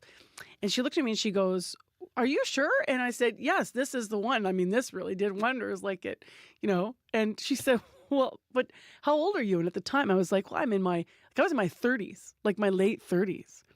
So I'm like, I'm in my 30s. And she goes, well, this cream is for people who are 80 plus. So I think, here, Abby, you're on camera now reacting. I think it had been taking layers of skin off my face. Anyway, I love that story. So careful what you put in the stocking, folks. Your CBC Winnipeg News is next. This is CBC News. Good morning. I'm Heather Wells in Winnipeg. At 8:30, it is -10 in Winnipeg. We're headed to a high of -4 today. That wind may make it feel a little bit cooler than that. Periods of light snow as well throughout the day.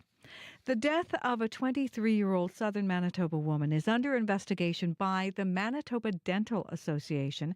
The woman died following a dental procedure on November 27th. Dr. Darren Baxter is the association's president. What we know is that a medical emergency developed during a dental appointment, and medical responders were called to the location, who transported the patient to the hospital where she passed away. The patient lived in the Morden-Winkler area. Baxter would not say what sort of procedure the patient underwent or whether she was under anesthesia. Baxter says deaths due to dental procedures are rare. A woman jailed by the province to treat her tuberculosis is finally at home with her family in God's Lake. As we told you yesterday, Geraldine Mason spent 32 days in jail because she missed taking a few of her pills. Now, the Premier says, after reading CBC's investigation, he wants the province to end that practice.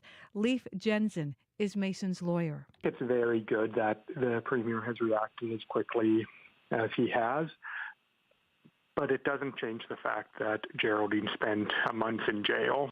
The Premier has asked a public health order be signed to make sure health officials will not seek incarceration as a way to treat people with TB.